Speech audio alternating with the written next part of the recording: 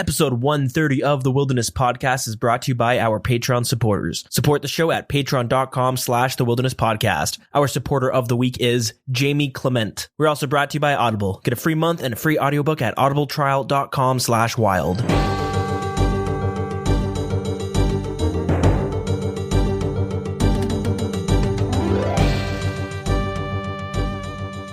Welcome to episode 130 of the Wilderness Podcast. I am your host, Dills, and with me is Deegan. Hey guys, how's it going? So first things first, what we're going to be talking about in the news is the big new skill that may or may not be coming into the game, warding. Mm-hmm. They've changed quite a bit of stuff since their teaser at RuneFest. Some changes, I'm not too sure why, but I guess we'll get into it, right? Yep.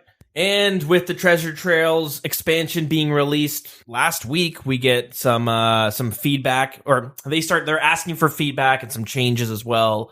But there's also some quality of life trickled in with that. As for community chatter, EHP takes a whole new meaning. Yeah, there's a whole new tier to conquer, and I guess some streamer drama.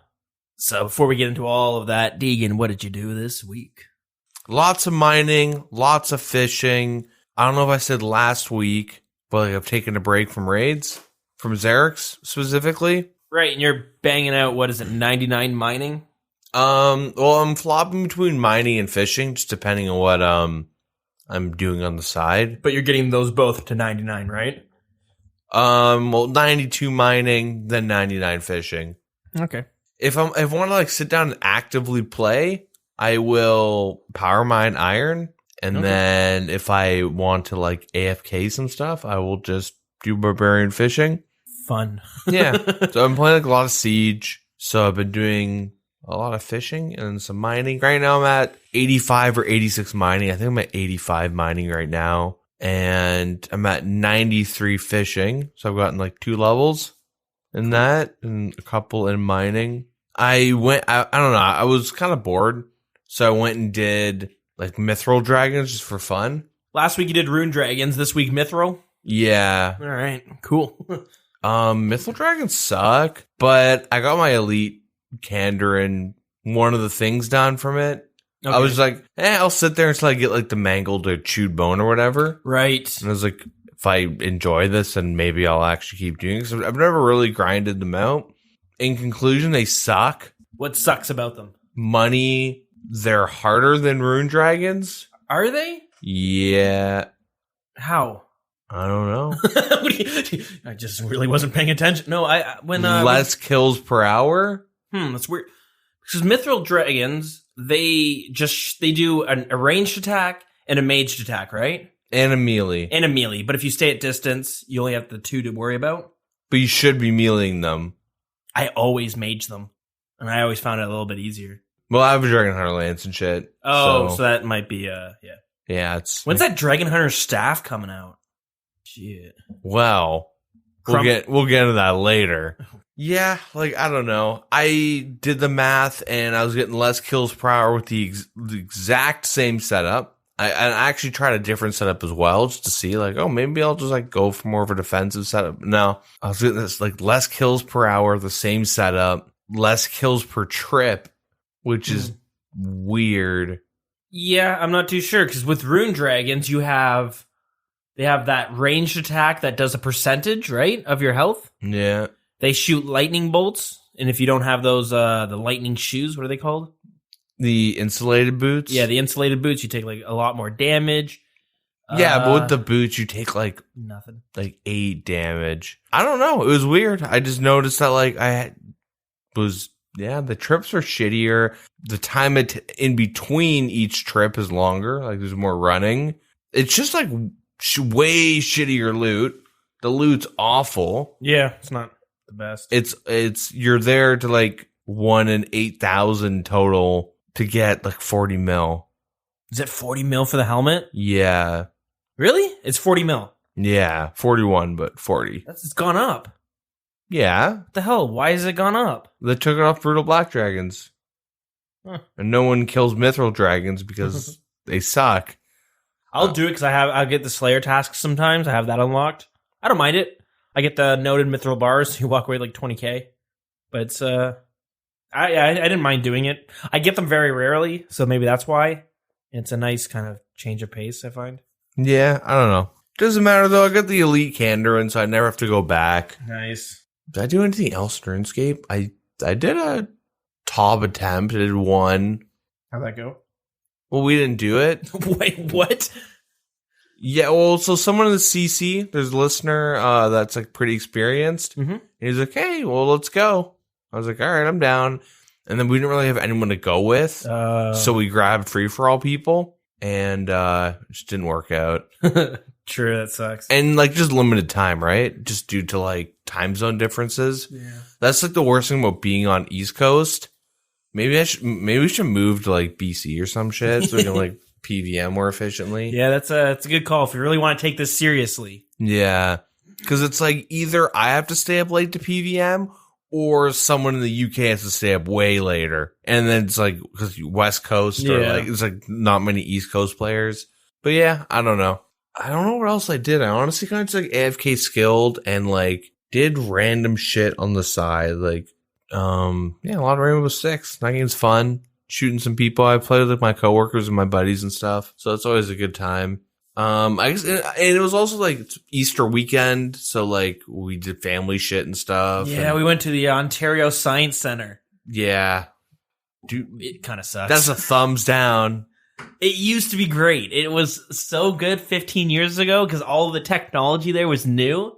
We went there on a couple days ago and hadn't been updated. It might have been downgraded. It hadn't been updated at all. And I was like, we went to the IMAX thing. And I don't know if you've ever seen IMAX, but it's like a huge screen that's like, I don't know how you would explain it, but it's like Domed.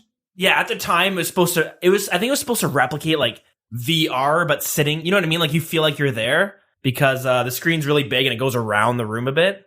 So it's like, at the time it was new technology. The audio is really good. I'll give them that. Like the audio is fucking sick. Yeah. And but it's still like 440p. Yeah, that's the thing. It hadn't been updated. I was like watching it and I was like, this isn't impressive at all.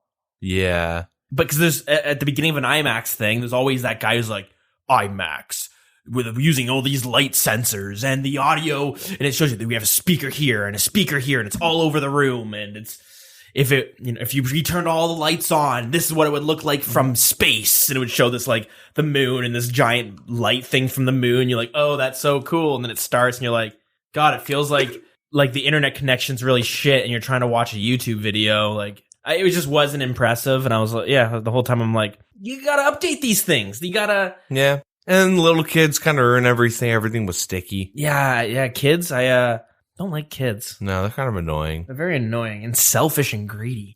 Yeah, you're like looking... I was like looking at some shit, and some kid like just started like... They had this slide to like show... You put these like things over the... Like these panels... over these like light things, and it would like, if it's this color, then the star composition would be made of these chemicals. And you're like, oh, yeah. So you're like fucking with it, and then like this little kid just started yanking them all out from like the shit I was like looking at. I want to go. It's my turn. No, but he took them all out and then just put them back in the holder.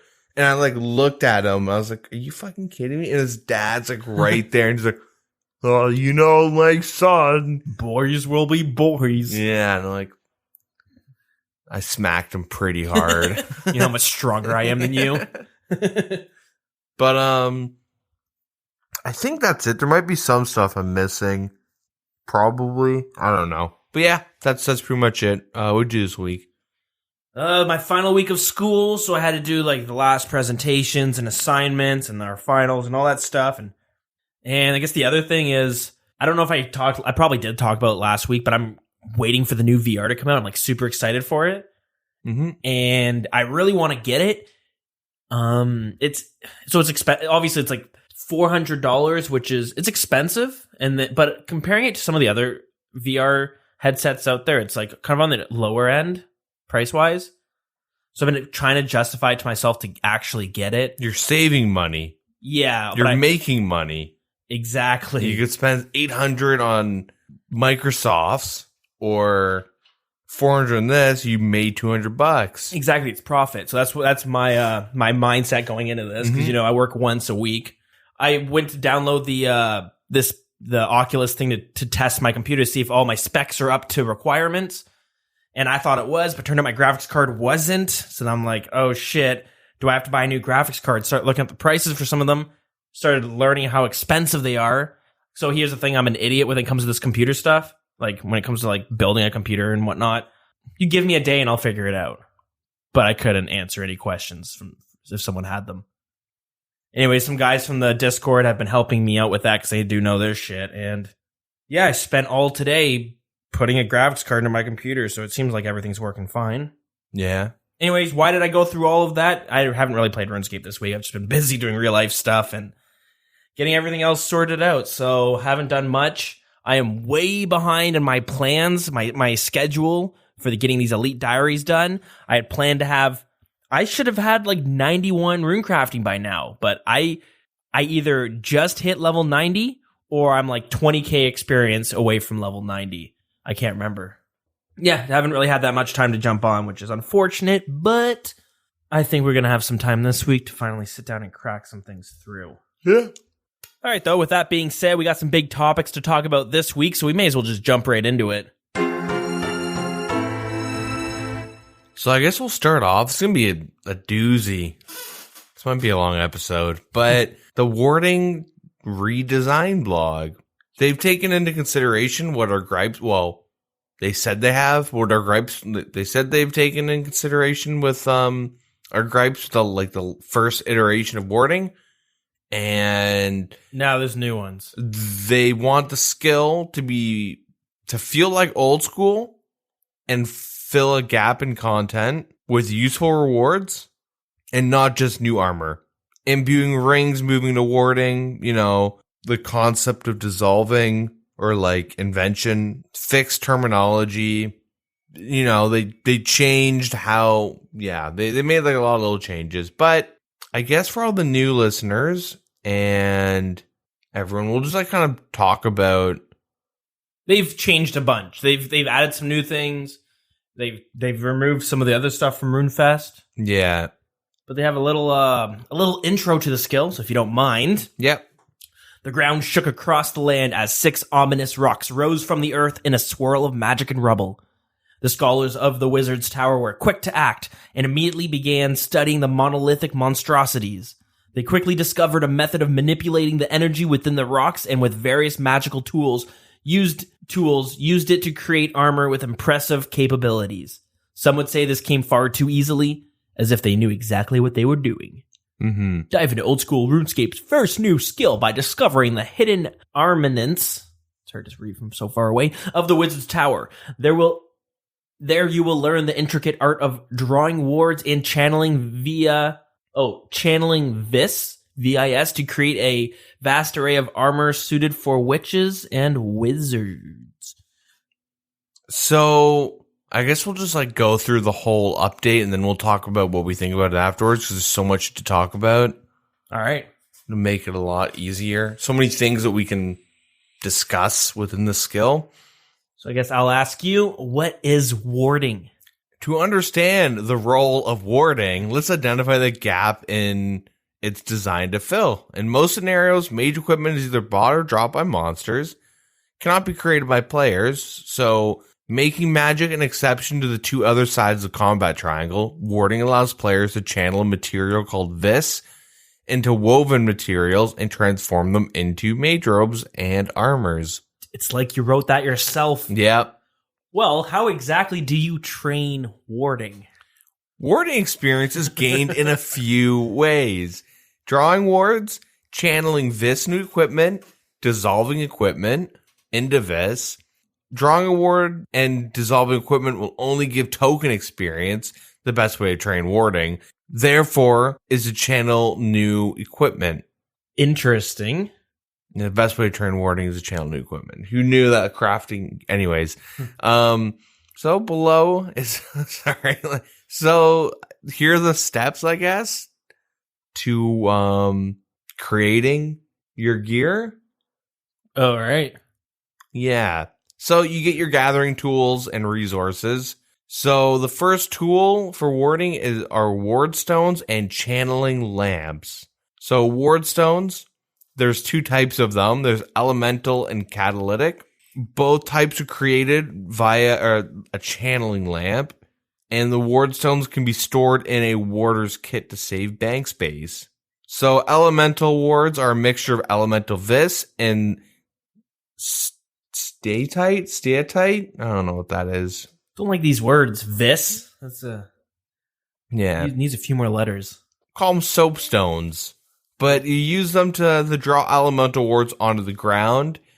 And you can purchase this new steatite from rune shops, or you can mine them with 15 mining. And once you draw these ward stones, you can now use them for warding. And the catalytic ward stones are a mixture of catalytic vis and abraxas, and are used to draw battle wards onto the ground. Abraxas can be obtained from monster drops or bought at rune shops. And once a battle ward has been drawn, it will apply various magical buffs to nearby players. That's a new one. Yeah. So channeling lamps are used for channeling vis through a ward into raw materials to create magically imbued equipment. It'll be like... It's like your hammer for smithing, right? Yeah. And that's pretty much it. It goes and the ward stone's like the anvil. Yeah. Okay, cool. Yeah. And this goes in your offhand, so some fashionscape possibilities. Sweet. Yeah. They look all right. Yep. It kind of looks like a lamp. Wow. Yeah. Who would have thunk? So Vis was formerly known as runic energy in like the first concept where you'd splash. But yeah, so it's generated by the channeling lamp when runes are consumed or when equipment is dissolved on a ward, and you need Vis to make equipment. There are some scenarios where Vis can be replaced by other materials. Like elemental vis is not needed when channeling using the same type of ward. Using an air ward while channeling armor that normally requires air vis would no longer be required of that type of vis.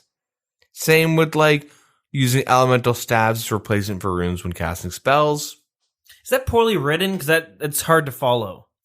So if you keep in line of like using a staff to cast spells, so you're casting Fire Strike, you're splashing, you can draw like a fire ward and you won't need fire vis to make a piece of gear. You know what I mean? Yeah, okay. Like the color of like the stone that you're using to draw stuff will save you that resource. So it gives some variety, I guess. There are fabrics. So this is a material primarily used in warding to craft the magic armors, and it will utilize existing cloth types such as Xertian, but will also introduce a new swath of fabrics via the two new farming options, planting flax and integrating with the magnanary. Lower level fabrics will also be available for monster drops. Cool. Step 1, get the resource. Step 2, locate a ward. So you can left click on a ward stone while outside, and much like a fire, you'll place the ward and you can do what you want. And then step 3 would be channeling your equipment. Okay. So cool. Not bad, right? Channeling equipment as in just creating it. Yeah. Okay, easy peasy. So the first thing they introduce is other training methods, which is dissolving. If you're familiar with intervention or anything like that. Invention, you mean? Yeah, what did I say? Intervention? Yeah. Yeah, it's goddamn skill needs intervention. I'm kidding. I'm joking. But, so yeah, dissolving's much like invention, where you will take like pieces of gear and you can dissolve it on like wards and whatnot. Similar, like it's comparison of like cleaning an herb for herb lore. But like, let's say you use like a mithril, like chain skirt or a plate skirt, you'll get like maybe some bars back. There's a chance to get some bars. Yeah. Yeah. Whatever ward you're dissolving on, you will get that like vis of. Yeah. So there's a chance to get either ore or bars from whatever item you're dissolving and breaking down. But there's a 100% chance to get the material. Yep. Known as vis. Yeah. And so that's dissolving. It is big item sync that they're introducing. But yeah, some other things they talk about. So that's like the process, but they go into their next part and it's rebalancing content linked to warding. So for free to play, they will want to add like new magic armors and rebalance, like the blue skirt would now be a wizard's robe skirt. Yeah. If you don't know in free to play, that's like what a mage might use, but it gives you no bonuses. Yeah. You get 2 magic bonus with this change. Yeah. And then the shade armor, which you get from Stronghold Security. And the shade gear, the hood would be like 4 magic attack. The body would be 6, and the legs would be 5. So the new best in slot for free to play. I believe so. I don't know what Zamrock robes are. I don't remember. But yeah. And then pay to play, they want to make some adjustments to some of the gears. So Split Bark is pretty useless, but although the defensive bonus of Split Bark is supposed to make up for its bad magic attack, it just isn't that good. So they want to buff it. Yeah, when it was first introduced, it's supposed to be like the tanky version of armor or of mage gear. Yeah, so they want to add a total of like 17 mage attack to bring it up to, or mage bonus, and give it a total of 41 over 24, which it is currently. The next one is Skeletal, and this set, along with its range and melee counterparts, are useless. Yeah. But the magic attack is subpar, and the defensive bonuses mean very little. So they would like to bring it in line with the other robes of the same tier, and they want to give it an effect. Each piece will give 1% magic damage bonus against aquatic animals like Dagonoths and Water Fiends. So currently the magic attack is 16, and they want to bring it up to 45. Big buff. Yeah. And then lunar armor. It's got like pretty high requirements to equip. Yep. And they want to bring the magic attack from currently it's at 26 up to 53. So they want to give it pretty much double and some change. Yeah, because right now it has less magic bonuses than Xerxian's robes, which only require, 20 magic? Yeah. And they want to rename Lunar Armor to Ceremonial Armor, and then create a new set called Lunar Armor, and then the buff Lunar Armor stats would be on Lunar Armor. Does that make sense? Yes. It's confusing, though. Yeah. So it's almost like they like the way this armor looks, and they want to use it. And they want it to be linked directly to the quest. Right. So they want to name the quest-related armor to Ceremonial, and then after that, you can wear the Lunar Armor. Which is going to be a new. Yeah. Or maybe it's the other way around. No, wait. Yeah, you're right. Yeah. They want to do that. And then the Lunar outfit would have the same ability as the skeletal equipment. Okay, so you get the percentage bonus. Mm-hmm. And then imbues, they want to just remove imbues off Nightmare Zone and into the skill. So some things that they've talked about is convert all NMZ imbued rings into the unimbued ring and allow a new item. And the new item to be purchased from NMZ with the points for a set amount of weeks. Yeah, I don't know. They want to just change around how imbues work, I guess. Move it off from NMZ. Good. Yep. New rewards. You know those elemental mages in free-to-play? The air, water, earth, and fire? Oh, yeah. Yeah, they want to add those robes to the game. Okay. So they'd be degradable battle mage robes that would come in all those variants with the mask. And the mask will require a new unique drop from the elemental giant bosses. The mask will require a new unique drop from the elemental giant bosses. So Obor and Bryophyta to make. And you'll need a matching talisman to make the top and bottom. The way they say that almost seems like they do have plans to bring out more giant bosses for free. Oh yeah. I mean, huge. That's probably an obvious one, but this is kind of a big teaser for that. So new armors for free to play. Pay to play. Oh yeah, for pay to play. First one is Arceus. So you need 100% Arceus favor to make and equip it. Total of 20 magic, attack, and defense. So for nothing. The hat robe or the hat top and bottom, and then you get 9 total prayer. Okay, so it's very meh armor. Yep. The next one is Blood Bark, which is an improved version of Split Bark with added effects. The closer you are to your opponent, the more damage you deal. There is also a chance of soaking melee damage by 50%. Ooh, that's interesting. That promotes poor gameplay in the PvP community, funny enough. If you're getting spec'd on mage robes... Oh, with melee... Oh, you think like someone's going to swap to mage robes to AGS spec someone. No, it's... If you get caught on robes and someone AGS specs you, you're going to take mad damage most likely. But with this armor, you have a chance to just not reduce the damage by 50%. Yeah, okay. The total bonus is like 41 mage attack and defense. Those are the most notable ones. Definitely a little interesting though. So Soul Bark is the improved version of Blood Bark. Increased magical damage that scales how close you are to your opponent. Yeah, so this armor has, 47? Yeah, 47 magic attack and defense. The next one is the Cosmos armor. So this degradable armor is an improved version of lunar armor with further increased damage to aquatic enemies. All right.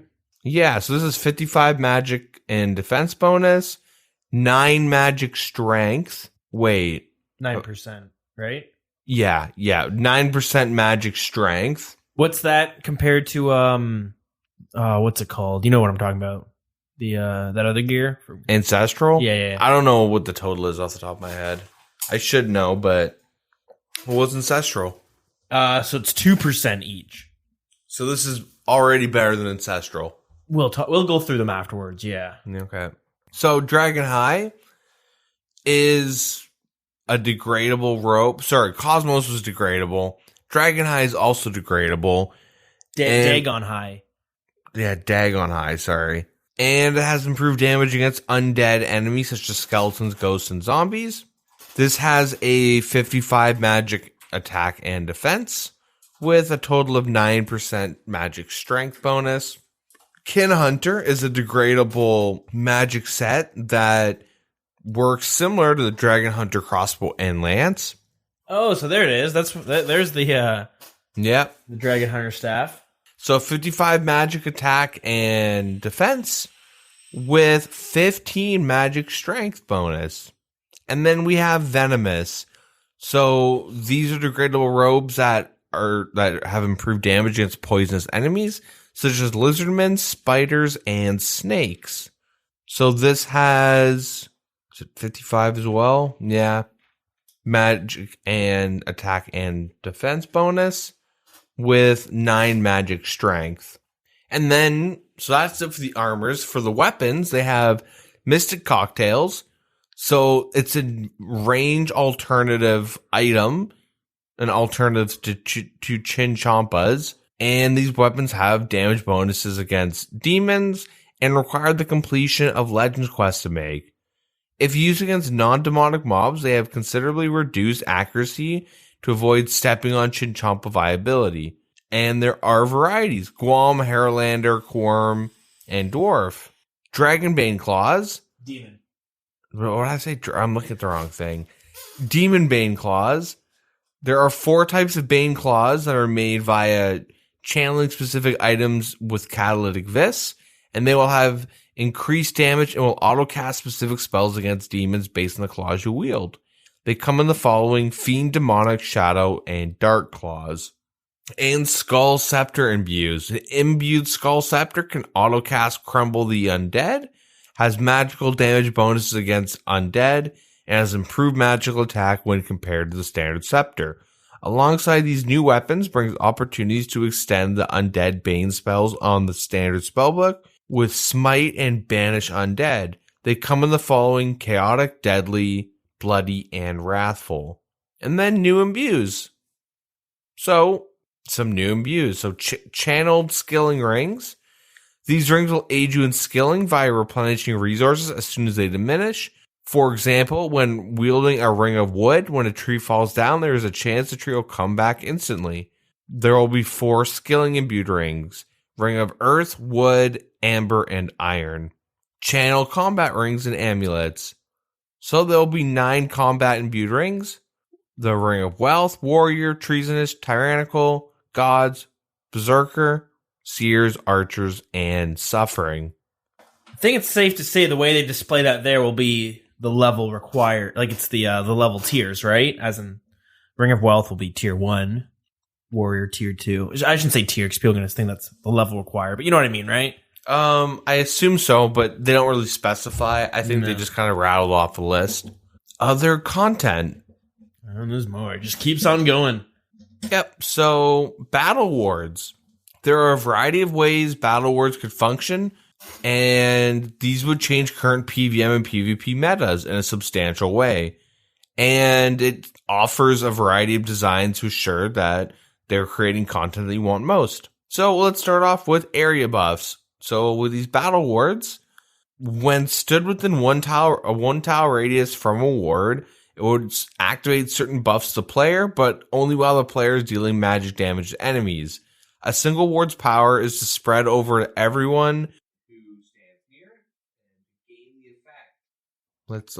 Let's list these off. At level 40, you get a mine ward, and the effect pulls enemies towards it. Level 50 is a chaos ward, aggroes nearby mobs. Level 60, a death ward, AoE damage when mobs die. Level 70, blood ward, chance to heal when casting magic. Level 70, soul ward, chance to restore prayer when casting magic.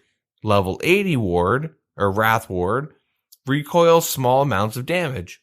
And alongside with the wards, they could also add conjuring. So by placing a specific ward, a magical creature would be conjured to help a player in a variety of ways. To conjure, draw a conjuring ward with a catalytic ward stone, and once your ward is in place, burying bones or ashes on the ward will conjure a specific mob type, such as a demonic being or an undead nightmare. So this is summoning. Yeah, you'll get some prayer experience. So, here's some more info. Level 40 Mine Ward, you could conjure a Greater Imp or a Zombie. Level 50 Chaos Ward, you can conjure a Elemental Fiend or Possessed Weapon. Level 60 Warding, you can get a Death Ward that you could do a Lesser Demon, Giant Skeleton. A Blood Ward would be for Greater Demons, level 70. The level 70 Soul Ward would be a Conjure Shade. And a level 80 would be a Conjure Hellhound or Enku. It's safe to say these are probably combat-related mobs. They don't give any specifics, but they're just there. You're required to use the respected bones. Yeah, there's like Impish Ash, Bones, Elemental Ash. They have like their specific resources that you'll use on the ward. Yeah, you'll need to use an Enku bone to summon the Enku. Yep. So warding and other skills. So there is a variety of ways warding interact with existing in-game skills. So farming. There are from like between levels like 1 to 70 in the Magnanary. You can farm different kinds of flax. So at level 1 in the Magnanary, you got magic silkworms. Like level 5 farming, you can get flax. Level 10 farming, you get dark magic silkworm. Level 15, holy flax. 20, shadow silkworm. 25, unholy. And it goes up by 5, but Xertian silkworm, and then dark flask. Mystic silkworm, then fine flax. And then 50 and 70 would be sanguinesti silkworm and moonfly silkworm. Okay. And then hunter, you could catch. It would be an extension to butterfly catching, and rewards you with silk moth larva that you can be used for farming. And wielding a channeling lamp while in an area with silk moths will cause them to follow you. So there are some moths that will only appear in special situations, kind of like implings. But yeah, so the table, it starts at 1, but it goes up in increments of 10. So at level 1, you get magic silk moth. At 10, dark magic. And then shadow silk. Xertian silk moth. Mystic silk moth, sanguinesti, and then moonfly. And then I don't want to like read off every single fucking item they have in their skill guide, because there's like 50 items. And they're all the items we've already talked about. It's just the tier. So like they have like for the armors, they have it all laid out from level 1 to 90. And for like the banes, like some of the weapons, it's 20 to 89. And then for the imbues, it's 9 to 88. And yeah, you are right. Like pretty much like the order that we read them in. The rings, yeah. So yeah. That was the fastest I could go through that without like trying to speed run it. Hopefully you guys have an understanding of warding. Well, we'll go through it, give our opinions, but I'll say right off the bat, well, okay, let me say I like warding. I think that if a skill's going to come into the game, warding's a good idea. That being said, with this dev blog here, there's way too much going on. This is, I don't know what, like the creating magic armor, perfect. Yeah, that makes sense. Everything else with it, though, you're just like, I don't know what they want from this skill. It seems like they're not sure what the focus will be from the skill. So they have 1,000 things thrown in with it. And it also seems like a way to be like, well, if you don't like this idea, maybe you like this idea. It seems like a way to, because of the way the polling is, but it comes off as them not being entirely confident. I don't know. What do you think? A lot going on here, right? Yeah. If all this passed, we would never, ever, ever need another warding update. Which isn't good. Which is awful. It's too much going on, and it's again though, it's this. I don't think they put all this in here intending everything to pass. It's a way for people to be like to choose. You can customize the skill to how you want it to be. Because I think the big problem right now is it's a very contested argument where everybody wants a new skill, but it seems like nobody can agree upon what this new skill should be. I think most people don't want a new skill in general.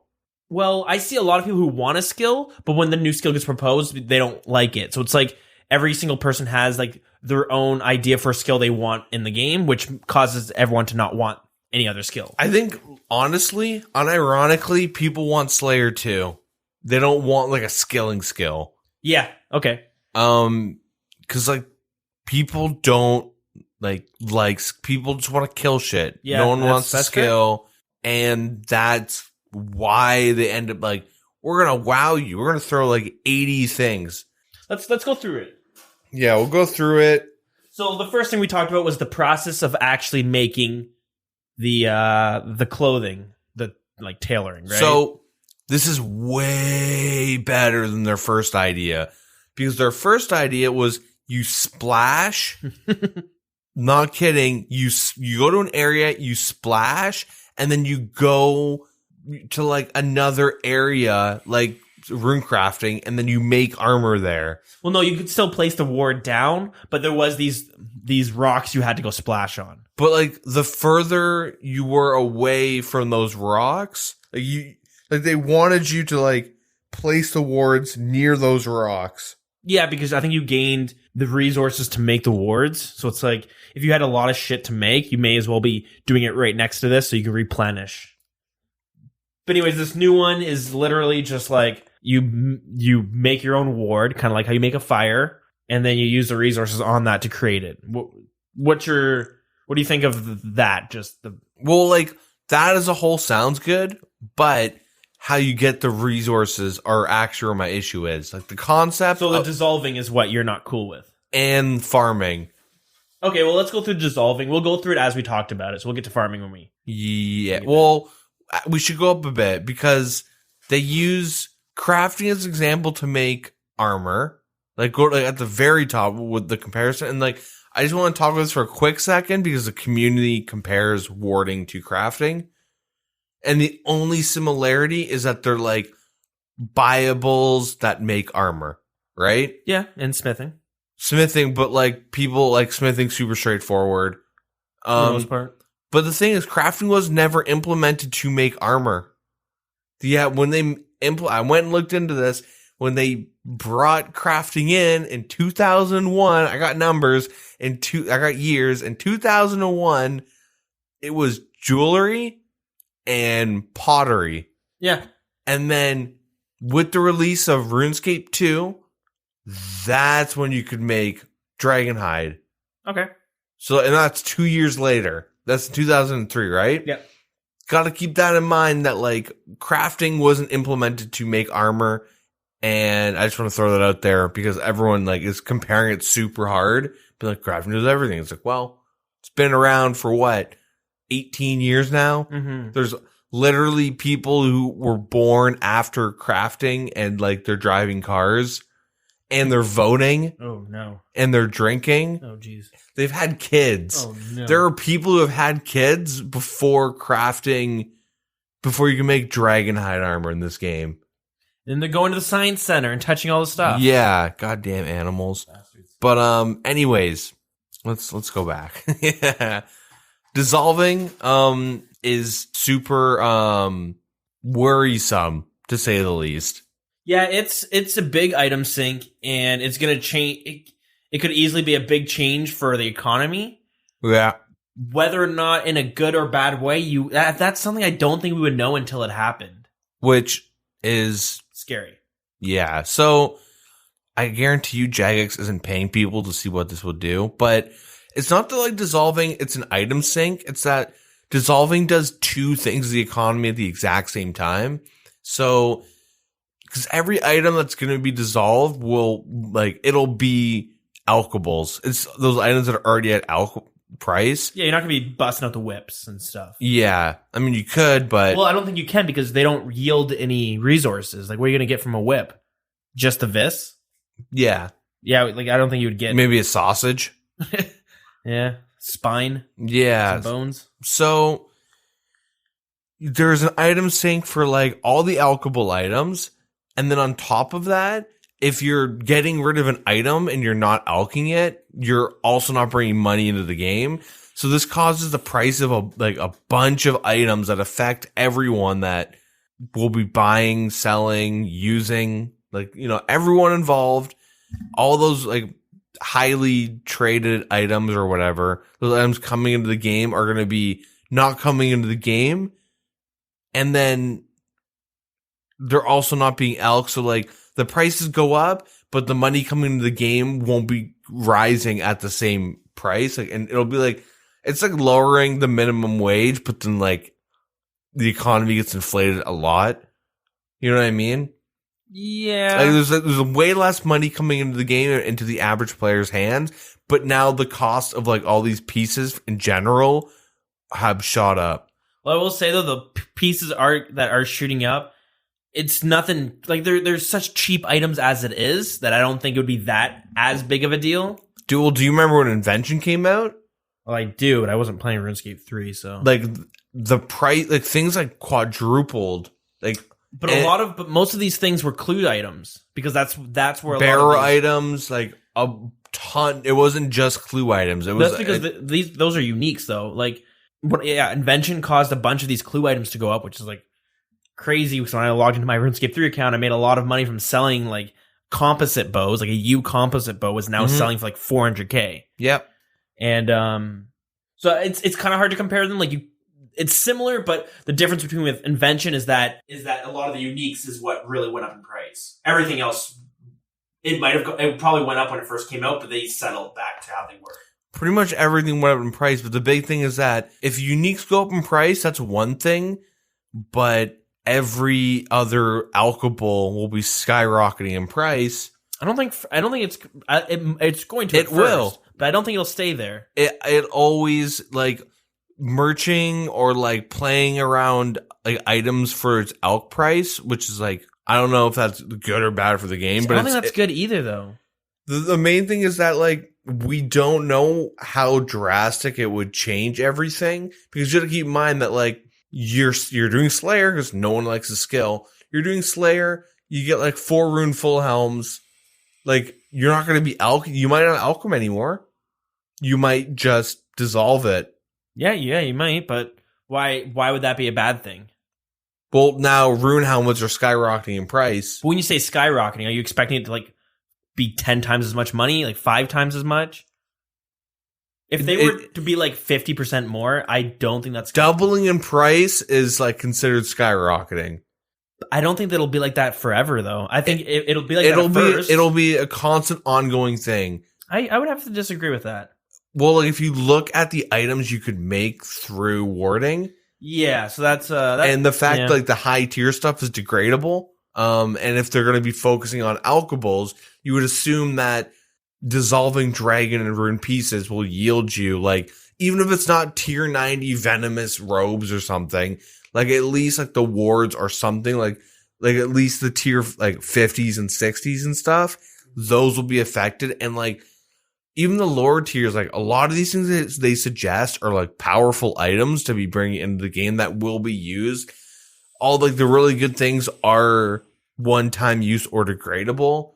So there's like longevity to like, it's not like, it won't be like, wards are super cheap now because they're going to like, at like what they suggest, they're really good and they're so useful for like most notably is Slayer. Like some of these, like the wards specifically, are amazing for bursting or barraging certain tasks. Are you talking about the battle? The battle wards? Okay, yeah.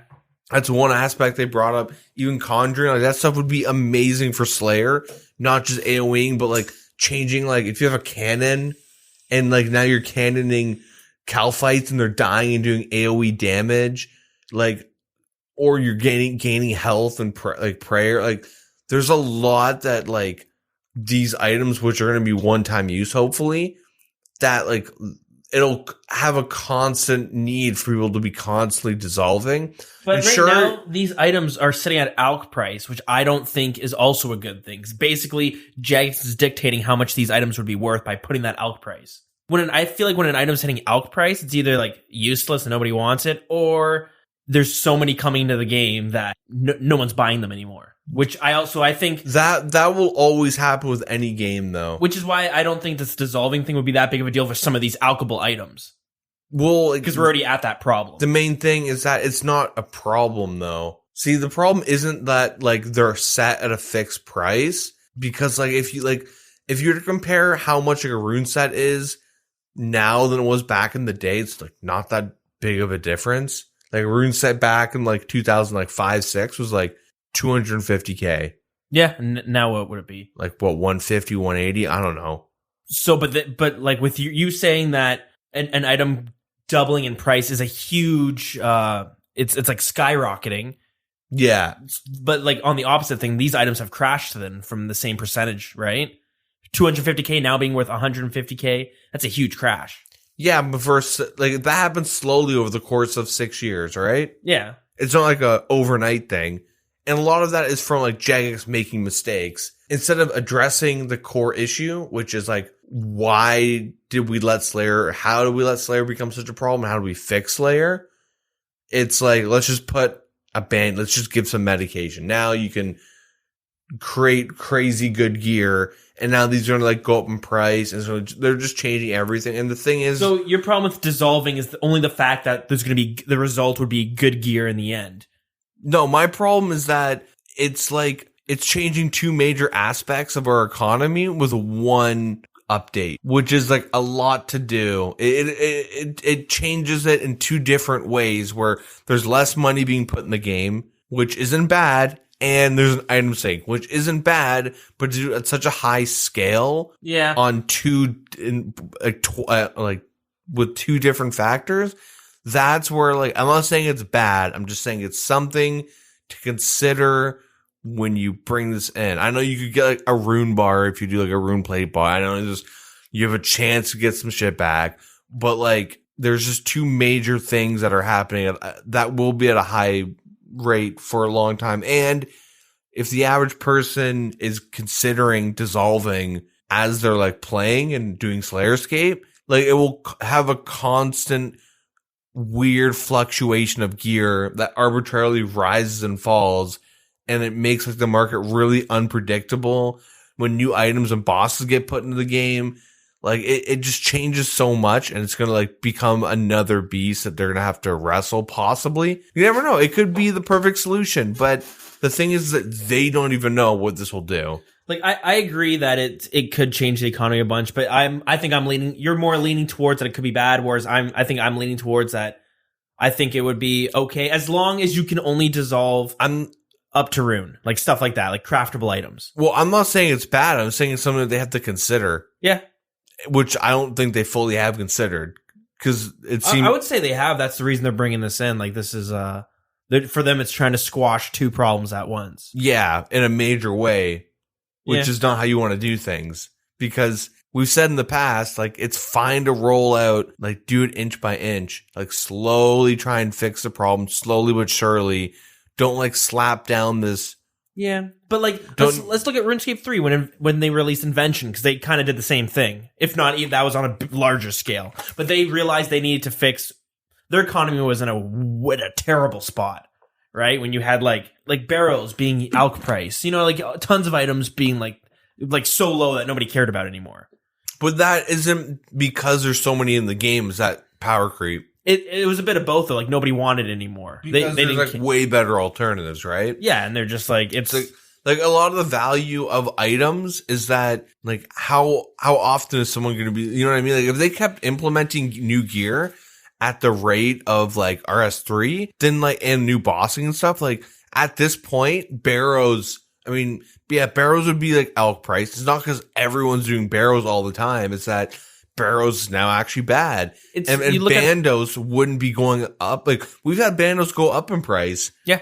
If we were implementing PVM content and gear and stuff at the same rate as RS3, bandos would be really fucking cheap right now. It'd be $2 million. Yeah, which in my opinion isn't good. So like, it's with the way the gear progresses and the amount of people that like rely on some of these gears for them to be constant. Like if you have like full ancestral, all my buddies are like, shit, I'm buying a bunch because they dropped so hard since these suggestions. Like, dude, I bought my ancestral top at like 100 mil. It's like 60 mil right now, which is a lot, but fuck it, who cares? Now imagine having that same feeling on a smaller scale, but same feeling as like a free to play or like some dude that's like new to members. Like the average, if you look at the average levels, maybe they're wearing like some dragon legs or something, and those are constantly fluctuating like 80 to 100K, and that's like worrisome for them. And then they're kind of like worrying about their bank values constantly going up and down at like such a low level.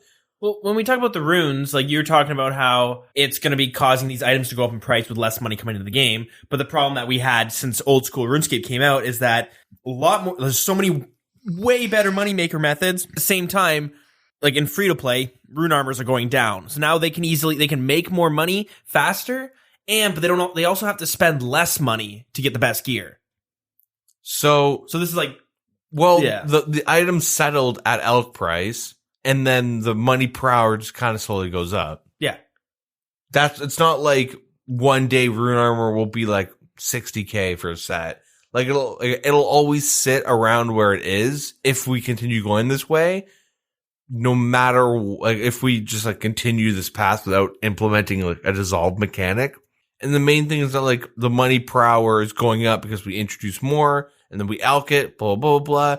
And then the solution is like, gold sinks, right? Like dual arena, like tax the GE, like random stuff like that, which they should do, but like they should consider those options and like toy with them a little bit more before it's like, let's attack the item itself. Because right now, I don't think that rune armor sitting at elk price is a big deal.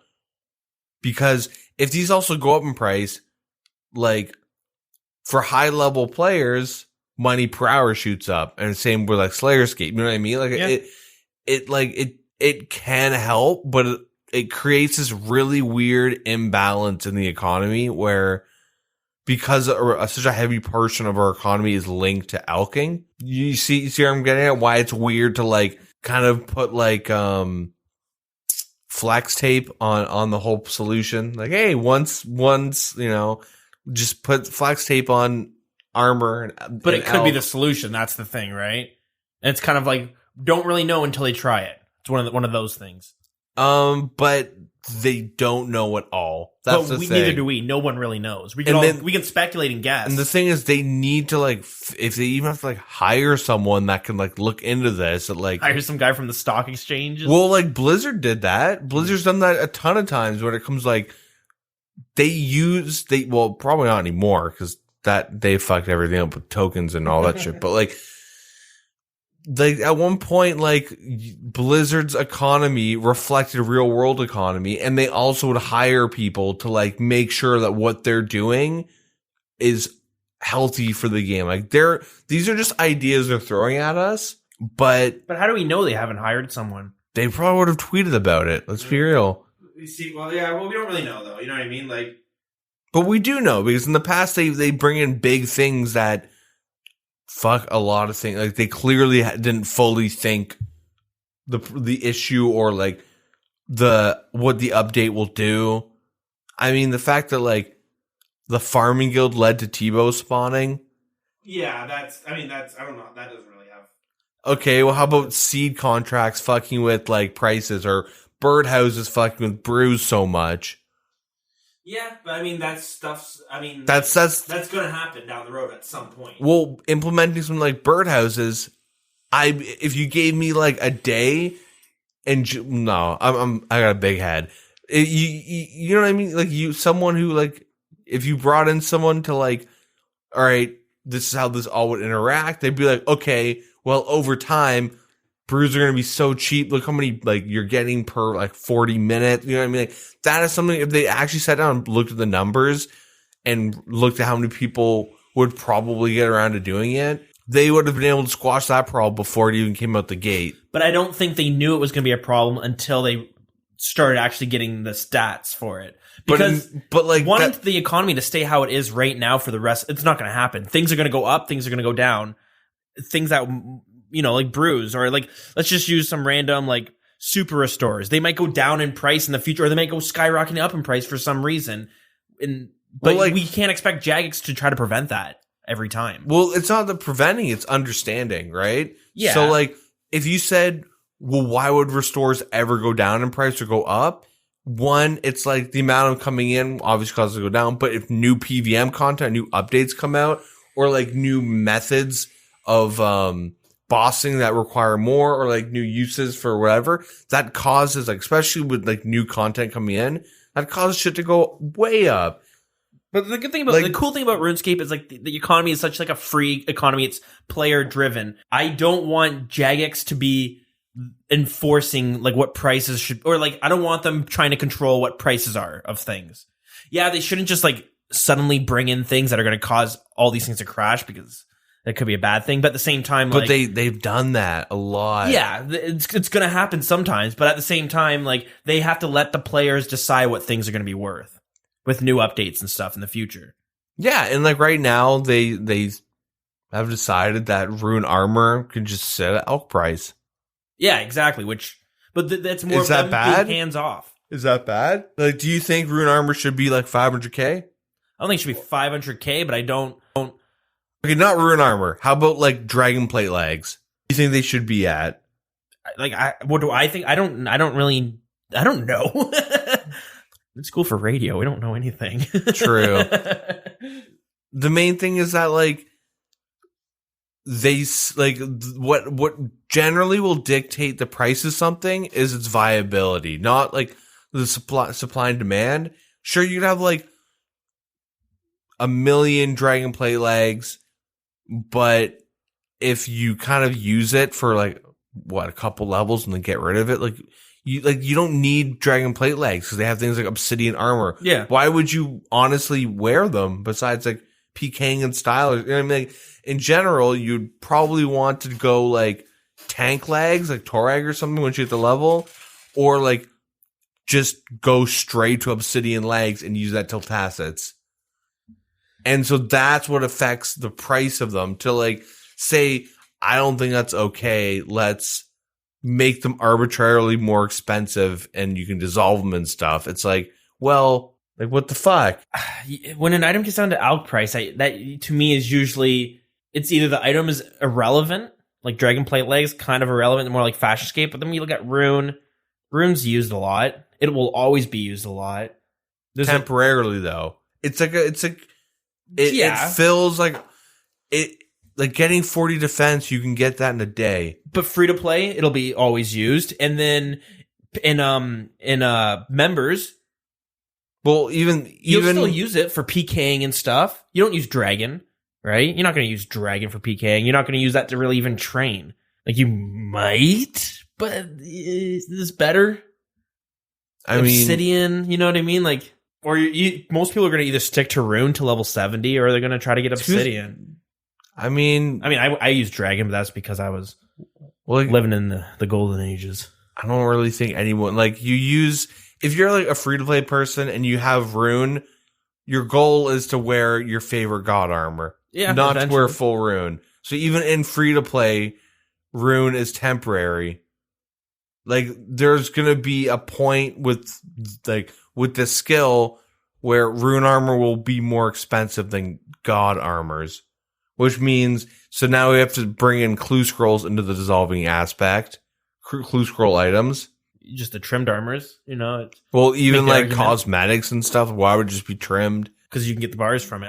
Anyways, it's hard to really tell, but I don't know. That's So right off the bat, there's a lot of things I'm worried about. Yeah. There's a lot of things that, like... But with any new skill, like, there should be things to worry about. No, it shouldn't. Well, if there's nothing to worry about, the skill is going to be a useless thing. It's not going to be adding anything. It's like fire making, right? Well, what's wrong with fire making? It's like, it's really just Winter Todd now. Well, should fire making give you a best in slot? No, but like fire making that's not if that wasn't already in the game, like it would never be in the game. That's just, the skill barely makes sense. Well, because it's not Slayer. And it barely makes sense, right? How does it not make sense? It's a skill for making fires, but you don't ever really use fires. Okay, odd time you might cook some food onto there, but I mean, almost every time you'll have a range to go to, which is better. So, like, right? The people that would say, like, every skill has to be useful, you should be able to gain something from it. Mining's useless. But you should be able to gain something from it. Like, fire making, you don't gain, like, you can light lanterns. Like, okay. Light lanterns, cook food on it. Yeah, but like... So like fire making adds like a tiny bit of flavor to the game. Sure, it's like weird that it's a skill, but like it's an adventurous MMO that like it's part of like a survival skill, right? You could argue that you should take out hunting, fire making, wood cutting, cooking, fishing, maybe even crafting, and take out all those skills and then put in survival. And now that's crafting 2.0. I mean, well, then you got way too much going on there. Like, but so does crafting, right? Like, I'm just saying, even comparing fire making to wood cutting already offers so much more. Whereas like fire making, who the hell ever needs to burn a magic log to cook? Like wood cutting only offers more because they added something like fletching years down the road, right? Well, yeah. So you want to have something that gives you room to build. Like even if fire making just gave you like those salts that you use once for a quest and like Winter Todd, like they can still find other use that can make fire making like more interesting. It's just that they don't care because we don't need to do that. We have like more things to add, but like wood cutting is completely useless. Except, but fletching's a thing. You know what I mean? Yeah. And then cooking, I mean, cooking's pretty useful, but like, yeah. And fishing because it's linked to cooking. But the thing is that like, each skill plays like a small role in like everything. So just to say this skill is useless because it doesn't do much in a vacuum, it's like, well, you kind of like, you want, like, if you introduce warding as some little skill that doesn't really do much, it's just like a cool little thing, that I think is something that's worthwhile. But you're the minority. Most people don't want a new skill that they have to train that's not going to give any benefits to them. But if it gives benefits, now we have to lock things behind it. Yeah. And no one likes skilling. Not no one, but the majority of the community does not enjoy skilling. Everyone... Yeah. It's PvP, PVM, Slayer. Like, there's obviously, we'll talk about it later on, people that really like skilling. Really like it. Yeah. But... Anyways, let's move off from the dissolving part. I want to hear opinions, though. What do you guys think of dissolving? Do you like it? Do you not like it? What do you think it'll do to the economy? Is that a good thing or a bad thing? Let us know. I'm interested to hear other opinions. Yeah. The next section is just rebalancing some of gear that we already have. Yeah. First off, so secondly, I guess because dissolve was firstly. Secondly, why is this linked to warding? This should just be a thing. I'm not against rebalancing of the gear. Like this, they should just like. Why are you roping these ideas that are in like this? Makes warding more intimidating. You're right that it's like it doesn't need to be linked to warding because these armors are already in the game. So if you just rebalance them anyways, it'll put them in like last month's quality of life, or they're you know what I mean. I have nothing against like the skeletal, the split bark, the free to play, the lunars. I mean, the lunars is kind of weird how they're like changing the name and shifting all around, but like even like the battle mage armor, like.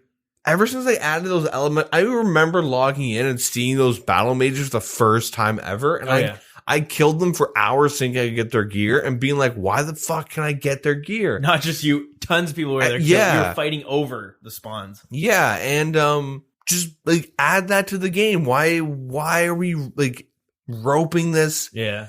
I understand why. It's because you can like now make these in warding, but like, do that, have that as an aftermath, like have all these new changes come in or like at least be voted on. Or maybe after warding, if it doesn't pass, then you pull these rebalance things. Can be like, do you even want these to be a part of warding? If not, you know what I mean? So, yeah. Okay. So let's move on to the pay to play gear. So first, Arceus set. What do you think? They're very mediocre. Yeah, I don't care. Yeah. They're whatever. The next we have Blood Bark. I kind of mentioned that it's a cool idea. Blood Bark? We talking about Blood Bark right now? Okay, so the set was improved version of Split Bark with added effects. The closer you are to your opponent, the more damage you deal. There's also a chance to soak melee damage by 50%. Yeah, I think it's cool. I do find it funny that it promotes bad gameplay in PvP. I already said that. Where like, if you're unless they disable this effect in PvP, that's a whole nother thing. But like, you tip even in PVM and stuff, but in general, you don't want to be sitting mage robes while you're taking damage. Like if you're going to be taking the blunt, the big damage times in the boss, like you shouldn't roll the dice to see if you get punished for playing poorly, or like roll the dice even further because PvP it's so much RNG, right? You don't want to get rewarded for like, oh, he's going to AGS spec me. He might hit a 70. Let me quickly go into my mage robes and take off protect melee. So it's a 35. Like, you don't. I mean, I don't think anyone's going to be doing that, but you're right about if someone mistakes, gets caught up in it, then you have the chance. Like, you could still get hit hard. 50% chance to still get hit full damage. You're not going to want to risk it. 50% that's a high, that's a high, yeah. That's a big percentage for. Yeah. You're still not going to be like, oh, he's coming for the AGS, put on the magic gear. You're going to want to switch to your melee, of course. But honestly, there's probably some scenarios where you might want to keep protect melee up and then swap to your mage gear. Maybe, I don't know. Because that, you know what I mean? Because now, like, the amount of rolls they have to do against doing high damage, it might, like, stack. I guess the question would be, do you need all three pieces on for it to be... Probably. Yeah, okay. Yeah. I mean, it's only 3 pieces, but... It might cause someone to be like, am I going to be able to properly click my 3 melee, my defense gear? If not, I'll just keep this on. Next to the Soul Bark, it's just an improved version, so same idea as the last one. But you do more magic damage. So Blood Bark, you deal more damage in general, so you could potentially swap to your Blood Bark, AGS spec them for some bonus damage because you're right next to them, and then you take 35, you walk out. No, but I do like the idea of like wanting to risk by getting in close to do your ice barrage. That's a cool way of the risk versus reward. The defense thing can probably get taken out. I'd be okay with that. Yeah, but I like the idea of going in close to do the spell. Yeah, and you're putting yourself in danger. So the next is Cosmos. This degradable armor is an improved version of lunar armor with further increased damage to aquatic enemies, but each piece has a 3% strength bonus. Yeah, and what's magic strength bonus? Whereas ancestral is 2%. Every piece is 2%? Every piece is 2%. Rip. Ancestral. So before we go into the next piece of the gear, I really do like the idea of having top tier gear being some sort of craftable. And degradable. Although, one thing that World of Warcraft did that I liked was that they always had like a couple pieces that were really couple materials that were super hard to get or worth a lot of money, and you had to get it through bossing or something, right? Yeah. I like that because it's cool. It's cool having to craft some piece of gear that's really good. We don't have that anymore, right? I mean, you could say that with Pegasians, but that's just like nothing. What do you need for that? Like 60, 70? Well, 92 Slayer? Oh, yeah, to get the crystal. But, like, for another good example would be the toxic blowpipe. You need, 50 crafting to make that? Yeah. Which is stupid. Well, because the player base doesn't like skilling. Yeah. So they have that already, but they implement it through Slayer. Like, Ferocious Gloves, you need to get 95 Slayer to kill the alchemical hydra to get the leather. Mm-hmm. And then that, like, it's gated behind combat as opposed to crafting, just because, like, the whole meme Slayerscape, everyone hates scaling, but it's kind of true, and we're kind of always pushed in that direction. And this is kind of pushing us in the other direction without going into like these next pieces of gear we talk about. You need like 80, 90 like warding to make these, right? It's not like anyone can make them. You actually get rewarded Nice. for like leveling the skill up high.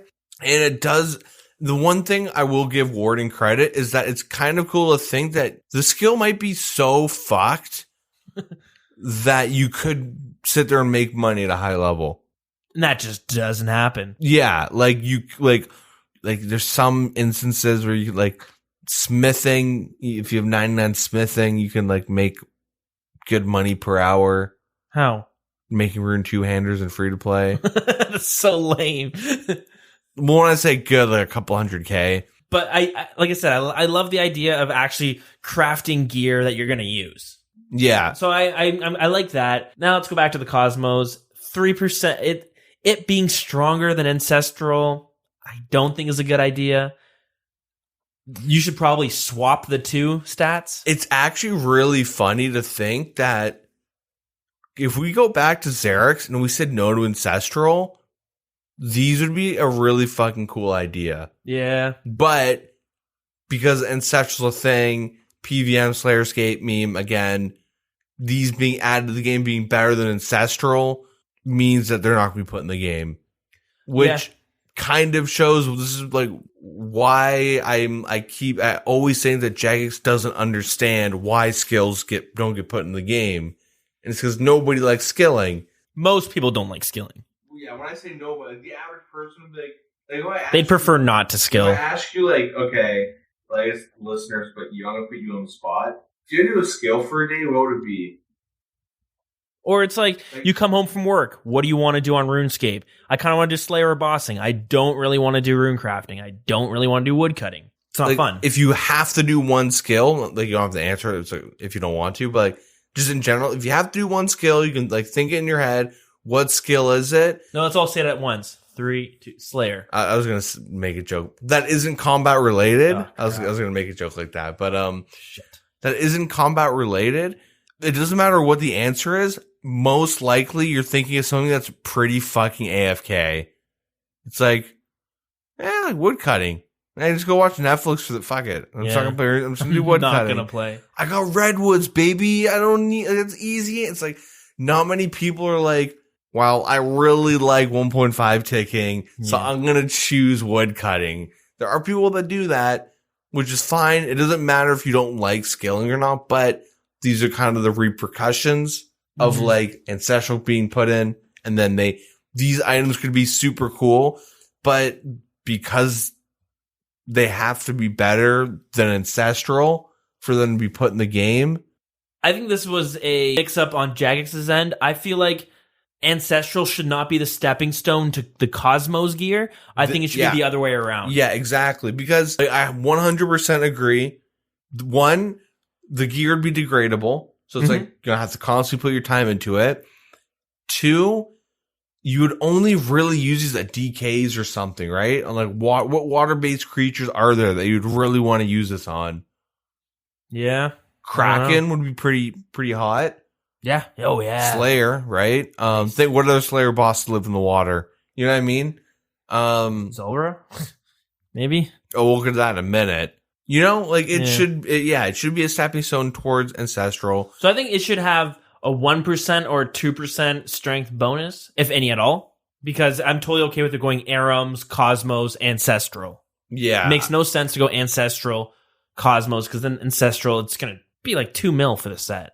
3 mil. Yeah, I would even think, like, take out the strength bonus, but add, like, a neat effect of, like, when you attack aquatic monsters, like, these, like, kind of bring in, like, enchanted bolts type thing. This can happen to it. Yeah. Right? Okay.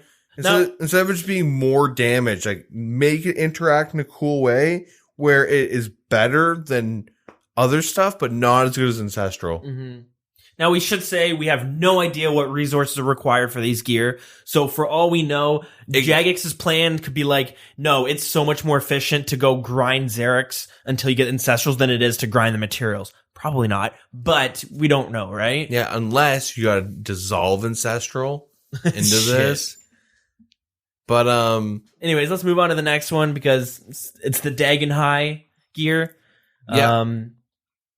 Should note, this is not new gear. There's a dude, I think it was at the Varrock Castle Library who has it. I think that's the spot. But also, this is also gear that's in RuneScape 3. The only difference with this gear is that with RuneScape 3 and old school RuneScape, I don't think there's a set bonus in RuneScape 3. It also requires 40 matching, 40 defense. But yeah, so for Dagon High and RS2, it's like the same thing, 9 total magic strength. And it's good against skeletons, ghosts, and zombies. I don't know what Vedian's magic defense is. I'm assuming it's pretty low, but the first thing that comes to mind is Vedian. Is it Vedian? Is he like undead? Yeah. Which is kind of neat, We've harped on how shitty that boss is. Might be cool to have like some new ways to kill him, right? He's got a pretty high magic defense, 250. Oh. Never mind then. Yeah, because right now for Vedion, you use a crush weapon because he has negative 10. Yeah. So you're going to still use that, it seems. But regardless, what, Vorkath maybe? Could you now maybe mage Vorkath? I don't think so, but maybe? Maybe. It's an option, I guess. I don't know. Still, regardless, you could just, the mage strength bonus is an issue. Yeah, it also has the 3%, so. Yeah. So the next one is Kin Hunter. The Dragon Hunter magic robes. Yeah, and it totals at 15, so 5 strength per piece, more than double Ancestral. And you would use this for Xerix. This on Olm would be fucking disgusting. Yeah.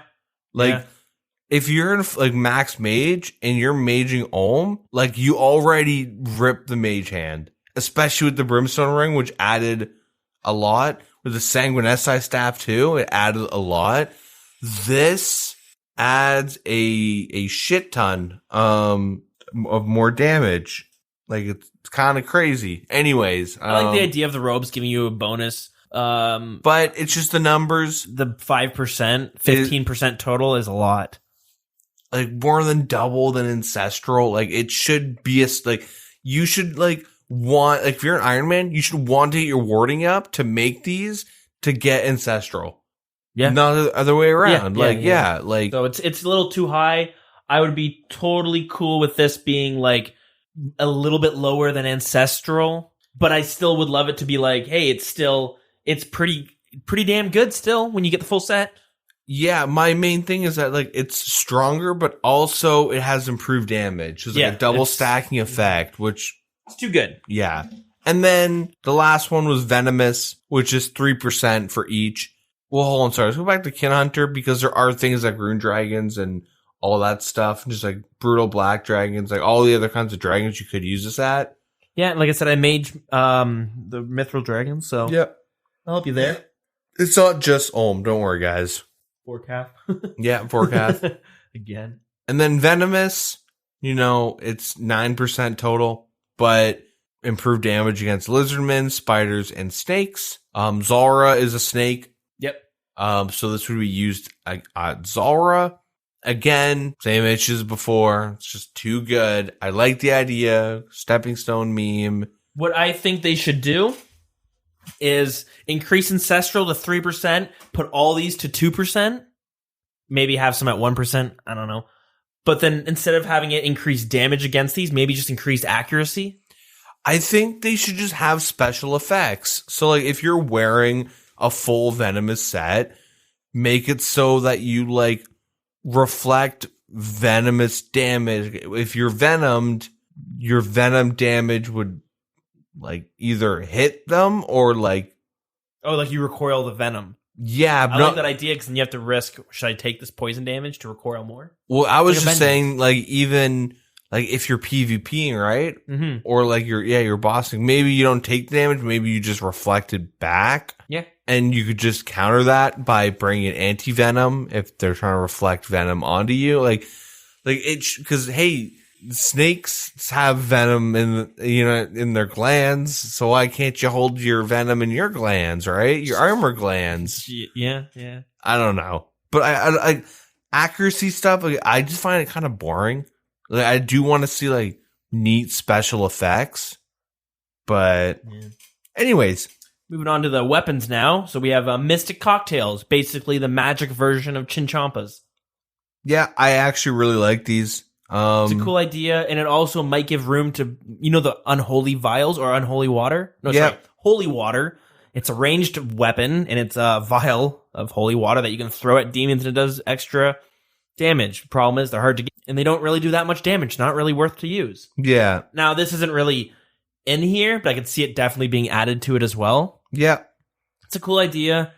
Does it fit for warding? Maybe, yeah, maybe. I could also see it kind of fitting with Herblore. Yeah, I would probably, I assume that this was going to be added for Herblore. Like, no, warding. We need more for warding. Yeah. It's like Kevin from The Office. Warding. You got a new idea? Add it to warding. But I really like the idea. The one thing I would hope to see is that it acts differently than Chinchompas. Yeah. Not just like use it on demons, but if it's like an AoE based cocktail, have it like you hit a group of skeletons or maniacal monkeys, that's probably going to use it. And then instead of it doing random damages, it would be like threes across the board. You know what I mean? Where like it hits one because it's like an explosion. You know what I mean? Mm-hmm. Or maybe have them like just do different effects that might be really cool. You could have it so it hits whoever you're aiming, it does X amount of damage, and then it does like a dot to everyone else as if it was splashing on all of them. Yeah. Or as like you said, slows them, drains run energy, like add it to like some PvP clanning utilities, like instead of dead man mode, if that's still a thing anymore, we don't know. But have it where like, oh, they're throwing cocktails and these dudes are getting their prayer drained because the cocktails drain prayer over time. You know what I mean? Where like they could add different ideas and like interactions with these items in like an AoE Chinchompa-esque format, spice it up. And the next one they have is Demon Bane Claws. So these are, it looks like it's gonna be like a staff. You'll be able to auto cast specific spells against demons based on the claws you wield. Yeah. I don't know, it seems unnecessary, I guess. It's a cool idea, but outside of what Skatizo, there isn't that many. I mean, I guess Abyssal Sire. But to me, the Demon Bane Claws does not sound like something I'd want to create. It's more like a drop from you know what I mean? Like a unique that would drop from some boss in the future. Yeah. I don't think it should be something that like, oh, you craft these once you get claws from the lesser demons or whatever. I feel like, no, just maybe have a demon boss that drops these as their unique items and have them not anything to do with warding. Yeah. Skull Scepter Imbues. You can auto cast Crumbling Undead. And it has a magic bonus against the undead. Well, like quickly going back to like the Demon Bane stuff. Yeah, like I like the idea. I actually like the idea of these Demon Bane claws, but the fact that they focus so much on demons, but there isn't really that many demons to kill, especially casting magic on. But like, if it's but I mean like, well, demons in general have like a negative magic defense. Yeah, but Abyssal demons is about it. Yeah, someone might come out with a new one for what was it, Krill Tutsura? Yeah, that could add like some new viabilities. But I like the idea of having like a weapon that casts a specific spell. like similar to like Ceradoma Strike and all that stuff. Yeah. But like it's just I guess I'll go into it after the items and stuff. I feel like that should be a unique that drops from a boss. But yeah, the Skull Scepter. Right now you can get like 4 pieces for the Skull Scepter in the Stronghold of Security. It allows you to teleport to like the Stronghold of Security, I believe. Mm-hmm. And they want to release some tiers of them. Yeah, and they want to add they want to add spells to the standard spell book. So like with Smite and Banish Undead, they come in the following: Chaotic, Deadly, and Bloody, and Wrathful. Having to imbue your original one, I'm okay with that. I should say I'm okay with imbuing being part of warding. I'm totally cool with that.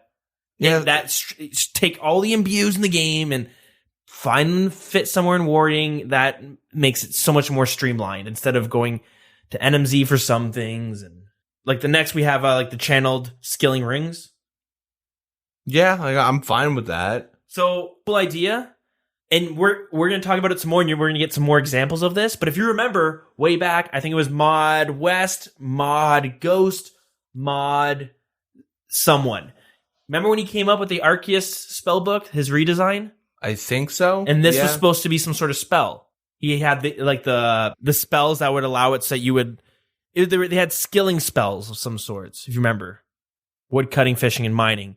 And it seems like they've taken that idea and put them into rings. Yeah, and the biggest gripe for me at the time was if you're like mining or wood cutting or doing something AFK, like you won't benefit as much from this as someone who's like botting.